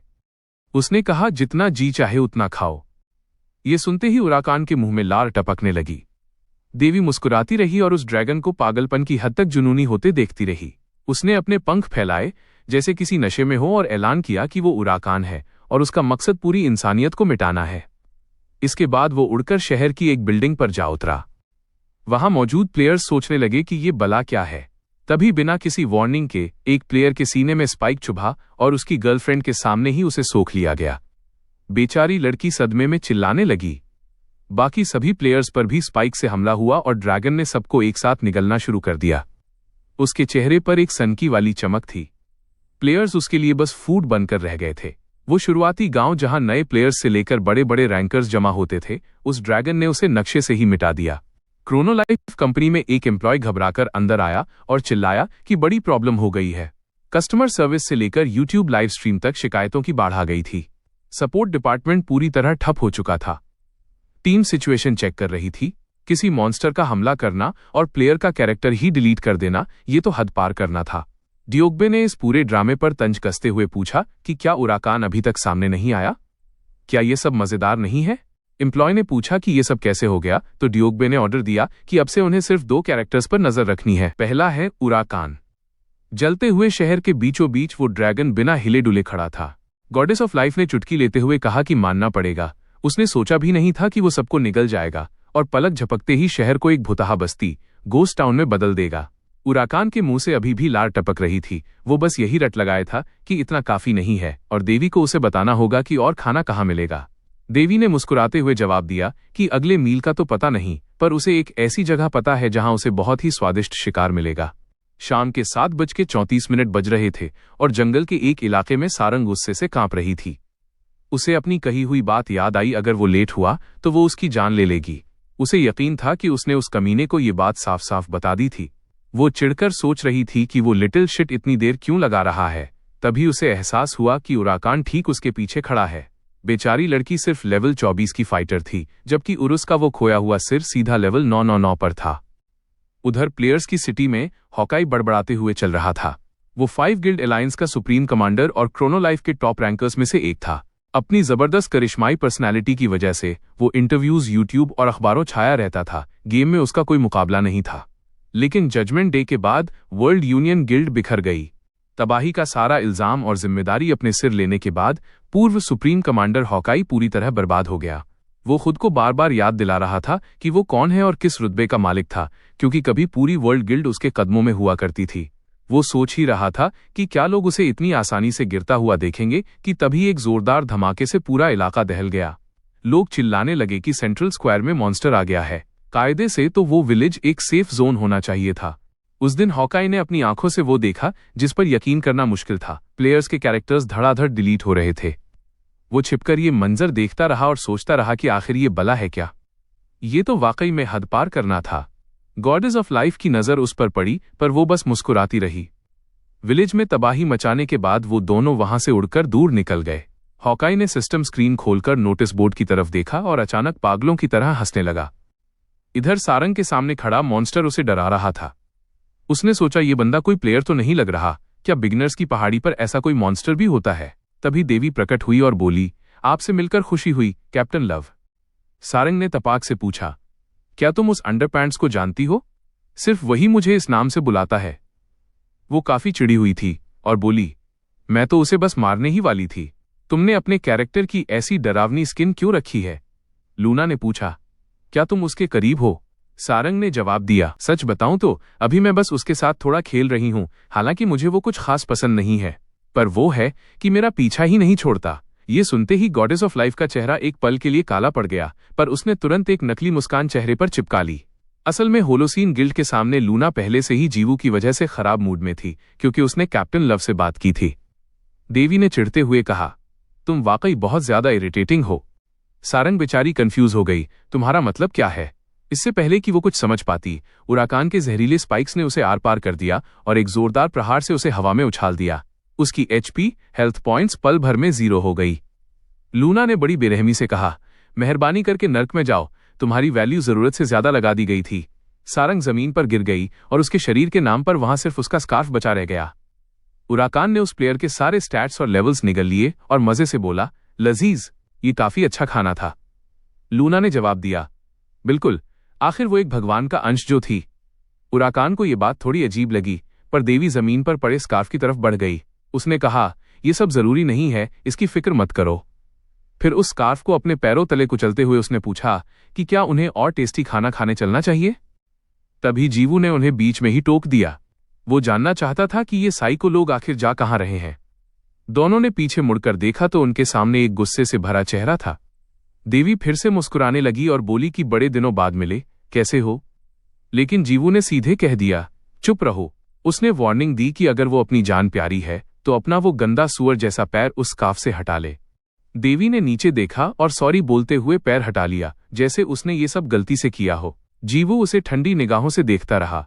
फिर वो उराकान की तरफ मुड़ा और उसे टेंटिकल्स वाला इंसान कहकर चिढ़ाया। उसने साफ कह दिया कि कुटाई का सिलसिला उसी से शुरू होगा। जीवू ने अपना स्टाफ हवा में उठाया और एक ऐसी पावर रिलीज की जो आज तक किसी ने नहीं देखी थी। ड्रैगन का चेहरा एक पल के लिए चमक उठा और फिर उसके सामने की हर चीज पूरी तरह तबाह हो गई। वो एनर्जी ब्लास्ट प्लैनेट के एटमॉस्फेयर को चीरता हुआ सीधा गैलेक्सी के पार निकल गया। जब धुआं छंटा तो जीवू अब भी वहीं खड़ा था। उसने कहा कि वो उस औरत को सिर्फ इस बार छोड़ रहा है और उस कॉकरोच को वहां से भाग जाना चाहिए।